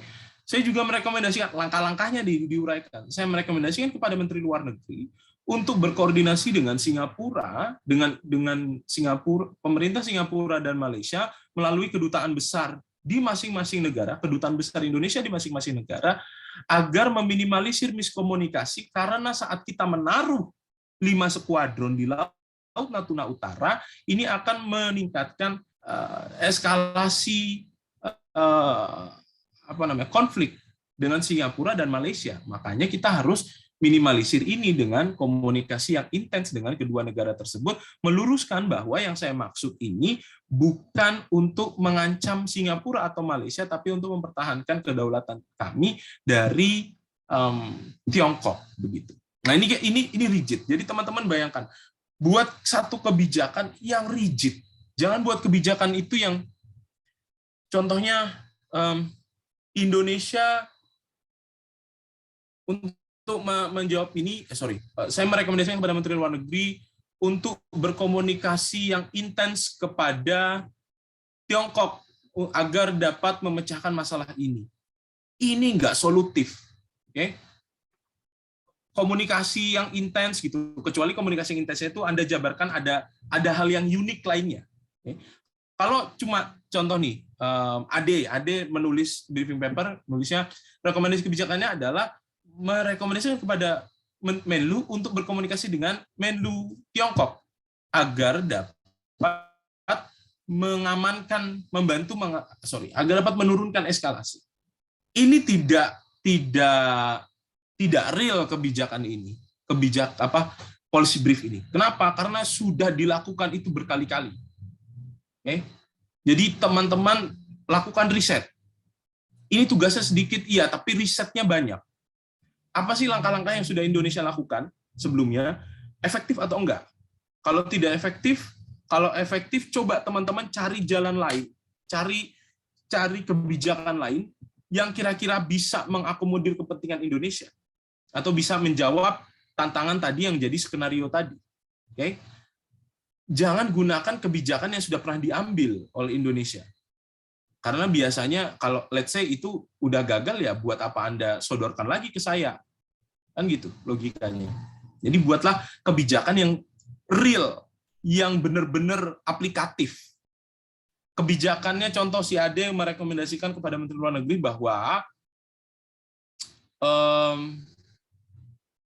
Indonesia harus lebih tegas dalam merespon agresivitas Tiongkok di kawasan. Contoh,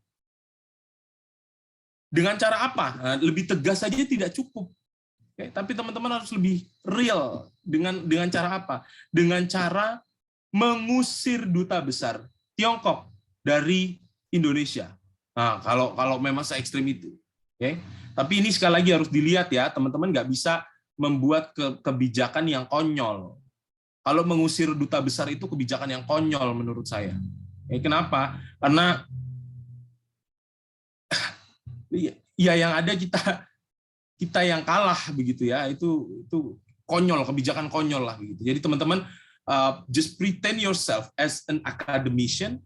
Gimana Mas kita mempretend itu sebagai seorang akademisi? Banyak membaca, lakukan riset dulu. Apa langkah-langkah yang sudah Indonesia ambil terhadap Tiongkok, terhadap Amerika Serikat. Oke? Ganggu sekali tangan siapa tadi?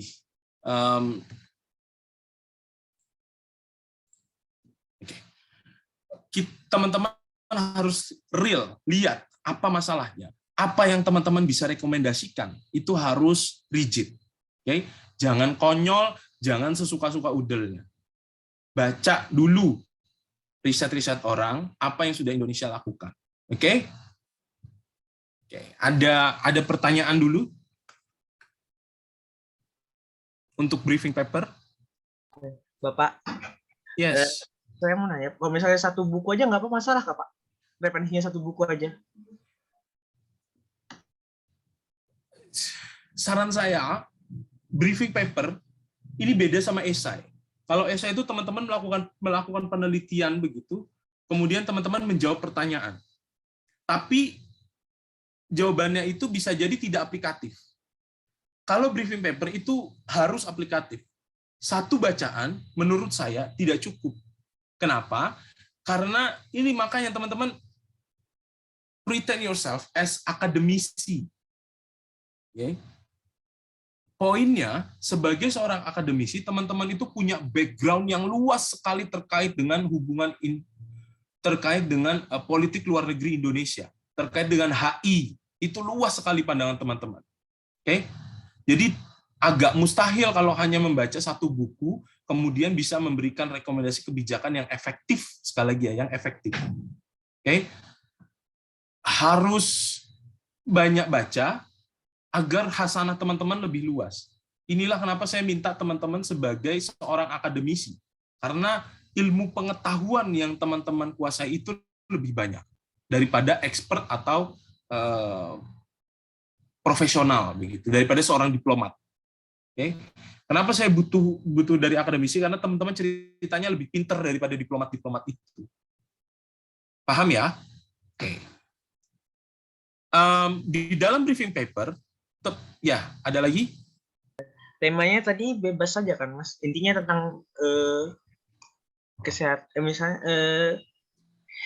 ini tentang kebijakan luar negeri gitu kan, Mas? Policy briefnya, Mas. Nah, ini tipikal yang tidak mendengarkan nih. Ada yang bisa bantu menjawab untuk Herdi nggak? Ada yang bisa bantu jawab untuk Herdi? Ini nih. Ya, coba Ade jelaskan. Iya. Ini nih policy briefnya itu masih dibebaskan, tapi seputar efektifannya Indonesia dalam menghadapi permusuhan antara AS sama Tiongkok gitu. Gitu kan, Pak?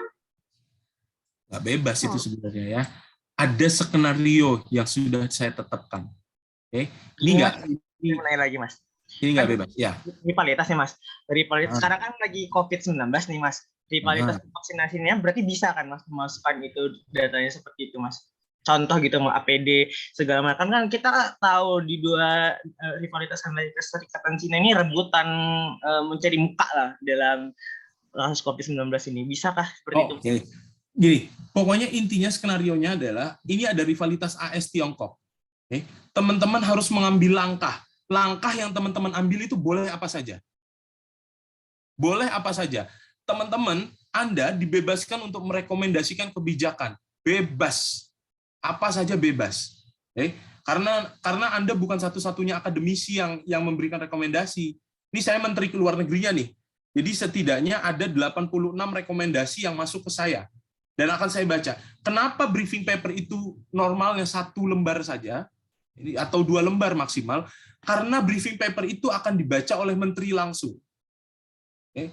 Jadi saat Menteri membaca, oh ini masuk akal brief papernya, ini masuk akal. Nah kalau Herdi merasa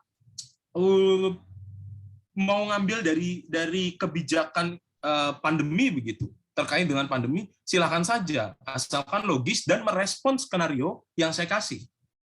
Gitu. Oke? Jadi bebas saja. Oke, Mas. Harus faktual. Oke? Dinda ada yang mau ditanya tadi atau sudah? Iya, Mas, sudah terjawab tadi kata Mas kan bebas. Tadi saya cuma mau menanyakan rivalitas antara AS sama Cina itu kan memunculkan banyak kejadian gitu kan, Mas. Ya, Tapi Mas bilang tadi udah bebas, jadi udah aman. Ya. Ada lagi? Briefing paper didesain untuk mengembangkan kemampuan teman-teman dalam berpikir kritis dan menulis. Perhatikan, ada 4 kuncinya dalam menulis briefing paper. Yang pertama, briefing paper harus jelas, padat, bahasanya jelas, eksplisit. Oke, nggak usah bilang di kelas Mas Randy, saya mendapatkan banyak ilmu, saya belajar ABCD di kelas tersebut agak cukup menarik karena Mas Randy itu membahas ini. Nggak perlu. Yang saya butuhkan adalah eksplisit. Kelas Mas Randy bagus, selesai.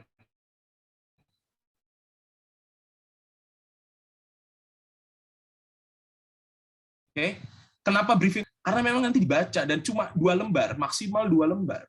Kalau teman-teman jadi diplomat nanti atau jadi akademisi, diminta untuk membuat briefing paper, teman-teman cuma punya 2 lembar saja space-nya. Dalam 2 lembar tersebut, ide teman-teman harus diterima sama Menteri Luar Negeri. Jadi logikanya gini, saya Menteri Luar Negerinya. Teman-teman ada 84 orang sekarang. Saya butuh satu kebijakan yang paling efektif nih. 84 kertas kebijakan masuk ke saya. Teman-teman, bayangkan saat menulis itu, teman-teman berharap sekali kertas kebijakan saya ini adalah kebijakan yang dipilih oleh negara. Oke? Imajinasikan itu. Jadi, saat saya harus menulis dengan padat, saya harus nulisnya jelas, saya harus nulisnya itu tidak bertele-tele. Pesan yang saya mau bawa itu harus sampai ke menteri yang baca. 2 lembar itu pun Menteri Retno tidak akan membaca 2 lembar full, enggak. Apa sih rekomendasinya? Apa sih argumentasinya? Itu harus sampai poinnya. Kalau teman-teman gagal menyampaikan poin itu dengan legit, maka kertas kebijakannya akan saya tutup, saya buang, saya masukin paper shredder. Oke? Jadi bayangkan teman-teman tuh menulis benar-benar untuk menteri dan logis. Jadi teman-teman tuh harus pastikan bahwa apa yang saya mau tulis itu masuk di dalam tulisan saya.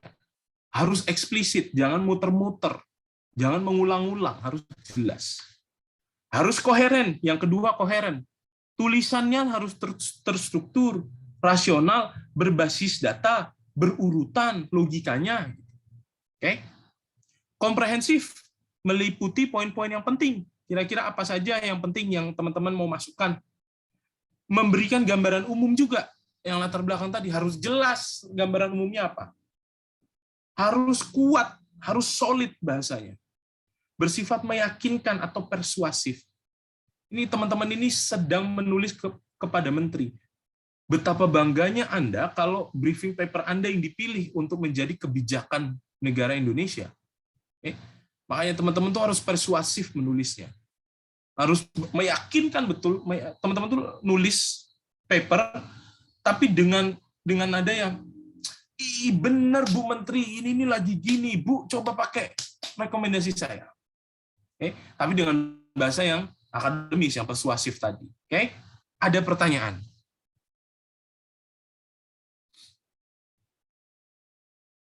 Ini nggak ada ininya ya, nggak ada format yang mutlak sebenarnya.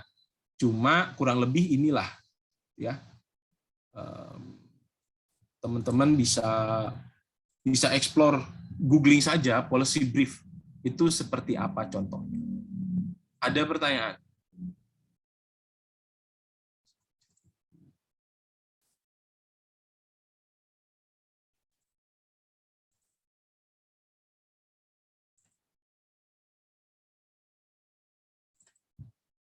Deadline-nya harus saya jawab. Deadline-nya ada yang bisa menjawab? Hanya saya bilang. Nanya. Ya.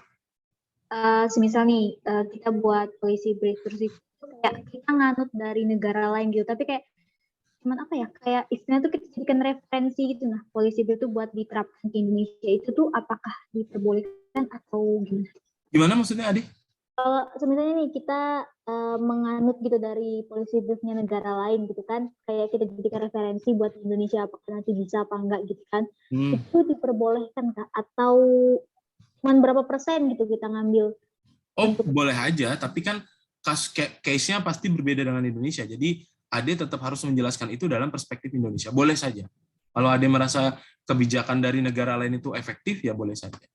Oke, mana nih?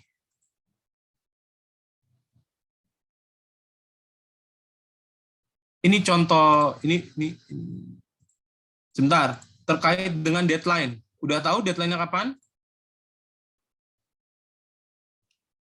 Udah tahu deadline-nya kapan? Ada yang geleng-geleng, nggak tahu deadline-nya kapan? Ya, deadline-nya 3 Desember. Yes, makanya saya bilang, teman-teman, buka silabus, then you won't get lost. Oke? Baca silabusnya, dan Anda tidak akan tersesat. Saya capek buat silabus itu sama Mbak Friska. Seminggu saya buat itu, mendesain kelas ini, biar untuk teman-teman, biar lebih mudah sebenarnya. Oke? Saya kasih contoh ini.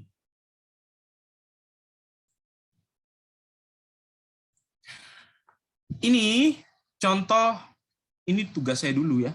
Apa namanya? Contoh briefing paper yang biasanya untuk negara itu seperti ini. Terserah, mau teman-teman labelin ini classified atau unclassified, terserah. Ini aksesoris saja. Normalnya briefing paper itu seperti ini. Ada kepada siapa kita menulis.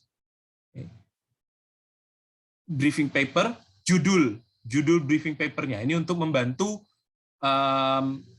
menterinya membaca lebih mudah. Ini sekali lagi, format ini nggak saklek ya teman-teman ya. Jadi terserah saja. Ini contoh briefing paper, ini yang saya tulis. Briefing papernya saya tulis untuk tugas kuliah dulu. Kepada siapa teman-teman tujukan? Ini orang beneran. Ini orang beneran nih. Nah, ini makanya saat menulis briefing paper juga simulasikan beneran.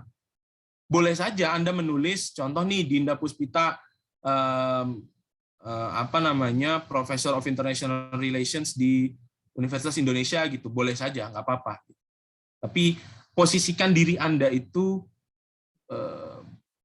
real seperti seorang akademisi. Atau Ade lagi nulis nih tapi pakai nama Profesor Mohtar Masud gitu, Profesor of IR di UGM, boleh saja. Terserah sajalah. Background, nah ini analisis. Mana rekomendasi saya?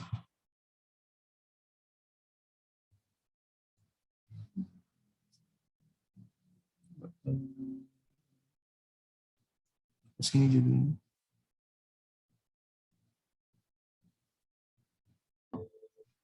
Mas. Yes. Kalau pakai bahasa Inggris boleh nggak, Mas? Boleh.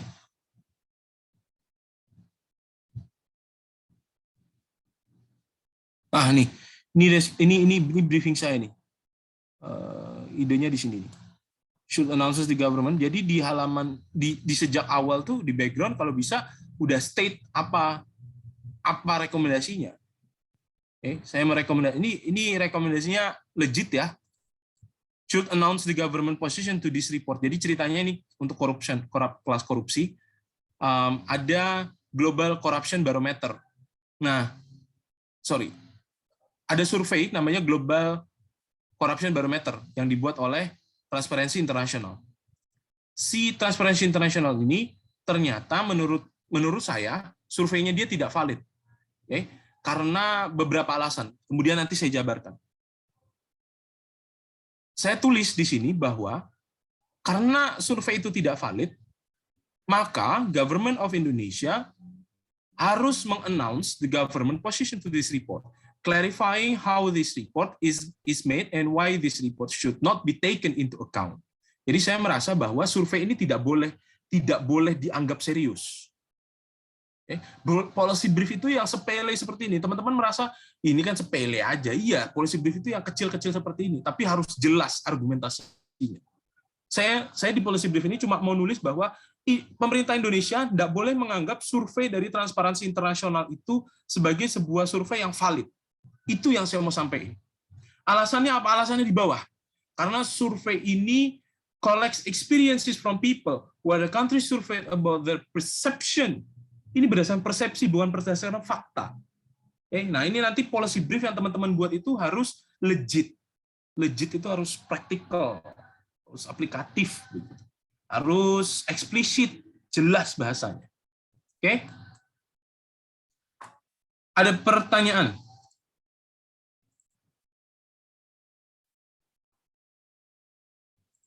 Any question? Ada lagi? Cukup? 2 menit terakhir. How is your experience during this semester dengan saya dan dengan Mbak Friska?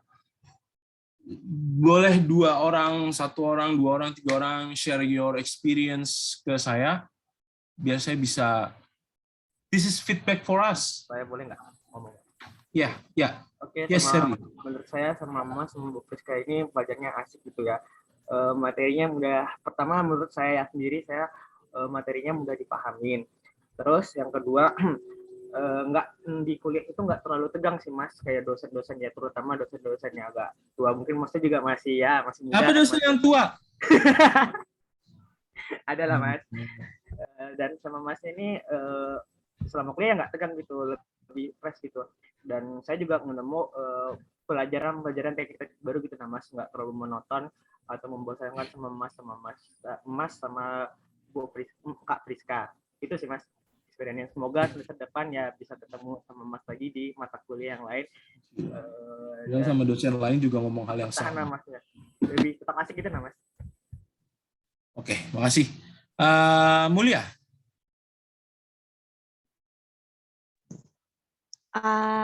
Kalau saya mungkin kesannya sama dengan Herdi ya Mas, karena menurut saya yang menurut saya paling dominan dari Mas sama Ibu Friska itu kekompakannya. Pertama kekompakannya, kedua ketulusannya dalam mengajar kami, karena pertama dari kompak itu tahu dari mana saya tulus, saya mengharapkan gaji dari Unmul. Ya sih, benar sih Mas. Itu cuman kan banyak semua dosen yang menginginkan gaji, ternyata mereka tidak menjalankan pekerjaannya dengan baik. Yang penting otaknya. Siapa sih? Gak usah lah Mas. Ya terus. Gitu. Nanti kalau saya sebut jadinya jelek Mas. Di record juga ini. Iya makanya jangan gitu. Karena saya melihat adanya ketulusan dari Ibu Friska sama Mas, selain dari gaji, mau ngajar kami dari susah payah, terus ngatur materinya, bikin silabus ini itunya. Karena beberapa dosen ada yang tidak memberikan silabus, tidak membuat silabus. Itu menurut saya sesuatu hal menjadi sebuah reward dari kepada Mas sama Ibu Friska. Nggak monoton dalam mengajar, terus apa ya, kalau menurut saya cukup beda ya kan juga. Mas mungkin karena Mas sama Bu Friska itu masih muda, Jadi bisa masuk ke kami. Karena kan ada beberapa dosen itu masih memberikan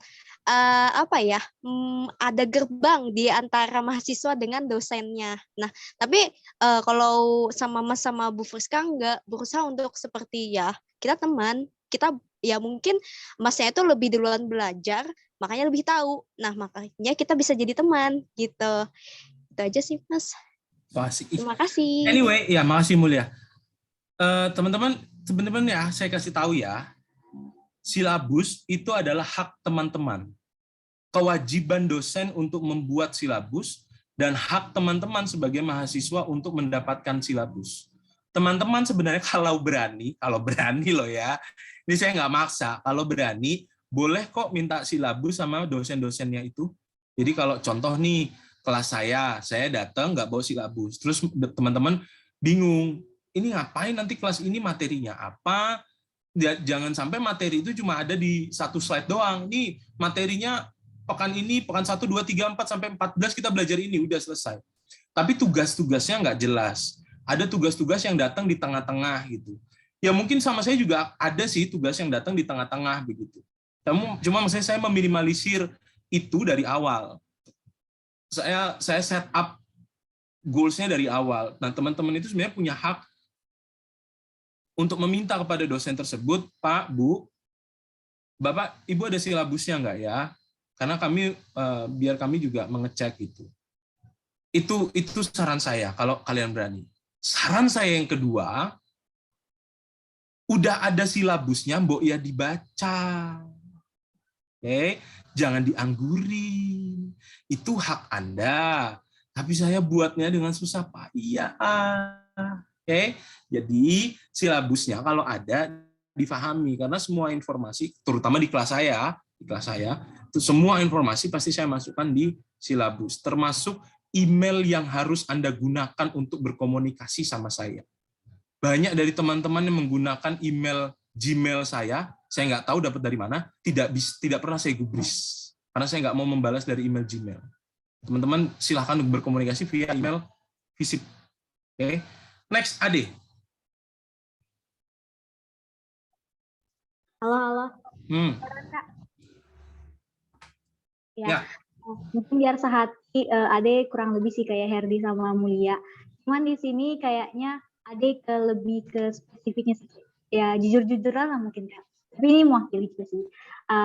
Sebenarnya kalau dari Kak Friska sama Kak Reni itu jujur kita santai, kita tuh kayak lebih rileks gitu belajar, kayak gak ada tekanan, gak ada tegangan juga. Cuman kayak yang mungkin karena masih proses adaptasi, mungkin kita tuh kayak agak was-was gitu loh. Kalau misalnya dosen muda, bisa nih kita santai-santai atau kita bisa lebih luasa bertanya atau diskusi. Tapi kadang satu sisi ada yang kayak karena nggak bisa nganggap dosen muda nih juga kayak kita, tapi kita kayak takut gitu, takut tersinggung, takut salah ngasih argumen, salah bertanya, jadi kayak membekas gitu, yang ujung-ujungnya tuh kayak teman-teman yang lain tuh pada malu-malu buat bicara, malu-malu buat diskusi gitu. Jadi kayak mungkin dari kitanya mungkin lebih bukan artinya kita nggak mau bertanya atau nggak mau argumen karena kita takut atau kita apa, tapi mungkin karena ini proses kita adaptasi gitu. Jadi kayak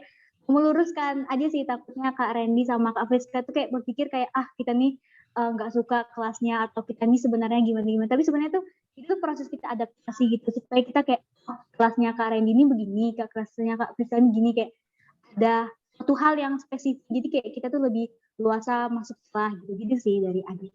Terima kasih. Ya, makasih Adi. Saya pribadi ya, nggak tahu Mbak Friska. Kalau saya pribadi, saya mau kerja profesional. Artinya, saya nggak peduli teman-teman. Saya nggak pernah tersinggung. Alhamdulillah sampai 3 tahun saya di Unmul ini, saya nggak pernah tersinggung. To be honest, bahkan ini untuk share dengan teman-teman aja ya. Anak-anak 2019 itu ada satu orang, saking mungkin merasa dekat atau gimana gitu ya.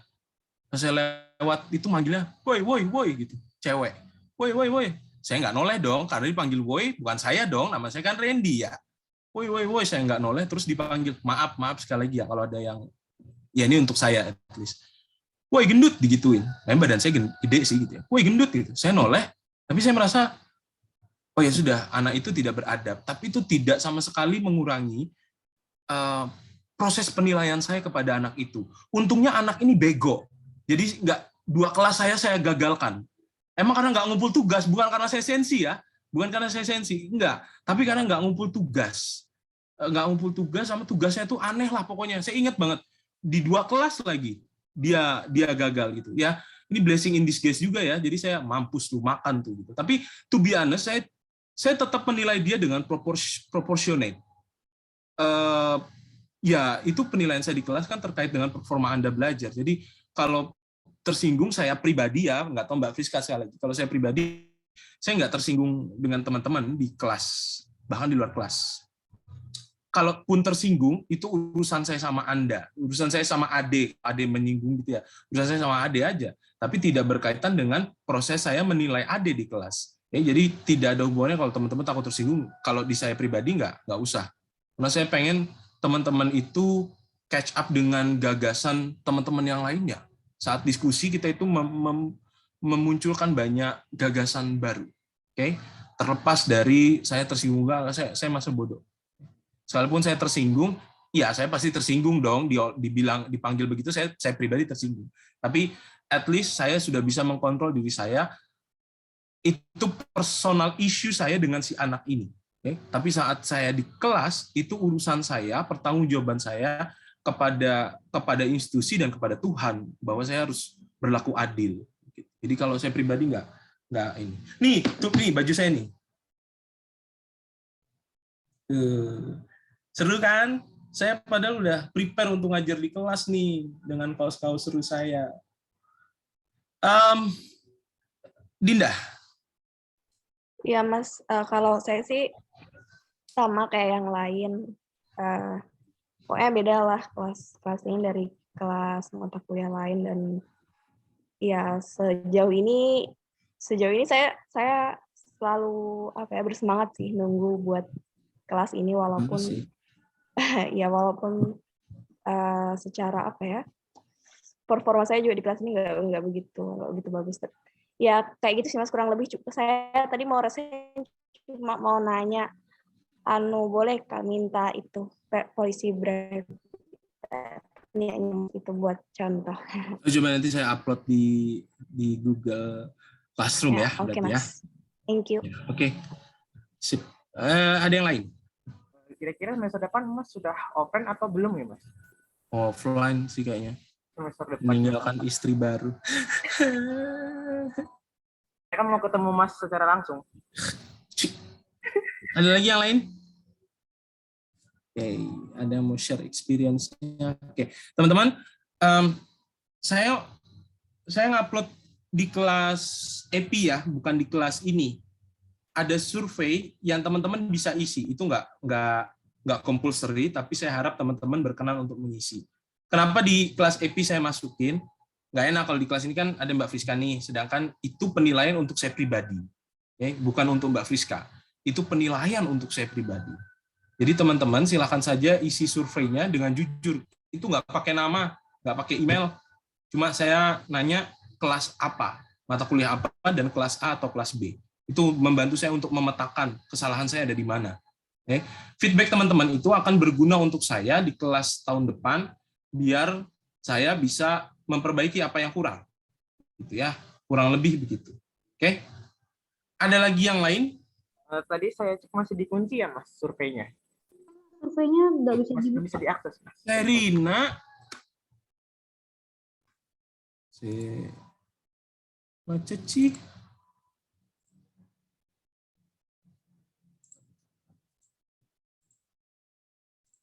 Ini sekarang masih nggak bisa?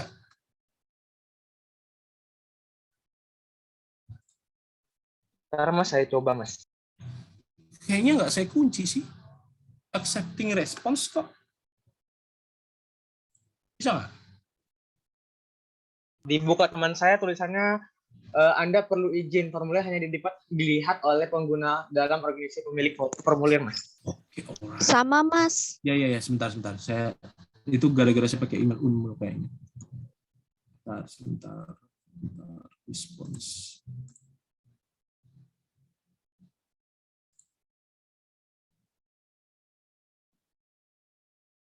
Ya, coba sekarang di refresh. Iya, sudah bisa, Mas. Yeay, oke. Udah bisa ya? Bisa ya? Alright, good. Oke, teman-teman, ya pas maghrib saya habisin aja. Cukup ya, nggak ada lagi berarti? Kalau sudah, saya tutup teman-teman. Saya mewakili Mbak Friska. Terima kasih atas kerja sama teman-teman selama 1 semester ini, dari awal sampai pertemuan ke-15 hari ini. Terima kasih atas partisipasinya, tugas-tugas yang sudah dikumpulkan, kerjasamanya lah semuanya. Saya bareng Mbak Friska mengucapkan, meminta maaf yang sedalam-dalamnya kalau ternyata selama 1 semester ini saya ada salah-salah dalam berkata, dalam bersikap begitu yang teman-teman tidak berkenan. Mohon keikhlasannya teman-teman untuk berkenan memaafkan saya dan mungkin juga Mbak Friska begitu ya. Mudah-mudahan teman-teman ridho dan kita bisa bertemu di pekan depan, di semester depan gitu ya. Sekali lagi terima kasih atas partisipasi teman-teman. Mohon maaf kalau ada salah-salah. Mudah-mudahan kita bisa dipertemukan di semester depan di mata kuliah yang lain. Oke, teman-teman semua, sehat-sehat selalu. Terima kasih. Assalamualaikum warahmatullahi wabarakatuh. Waalaikumsalam, Mas. Titip salam Bu Friska ya, Mas. Titip salam buat Mas Bu Friska. Selamat tuh, Mas. Ya salam Selamat, sendirilah, emang saya suaminya. Saya mau share sedikit. Kayaknya saya bakal menilai, saya dan Mbak Friska ya, akan melakukan penilaian untuk briefing paper itu agak telat. Jadi mohon bersabar saja. Ya, karena nggak tahu kenapa saya nggak janjian sama Mbak Friska, tapi entah kenapa Mbak Friska kok iya besok, terus saya kok iya 2 minggu berikutnya kawinan begitu. Ini kan pas banget nih tandemnya begini lagi ya. Jadi mohon dimaklumi saja. Nanti ditunggu saja, mungkin ya akhir Desember mudah-mudahan sudah rilis semua nilainya. Oke? Terima kasih teman-teman semua. Assalamualaikum warahmatullahi wabarakatuh. Waalaikumsalam warahmatullahi wabarakatuh.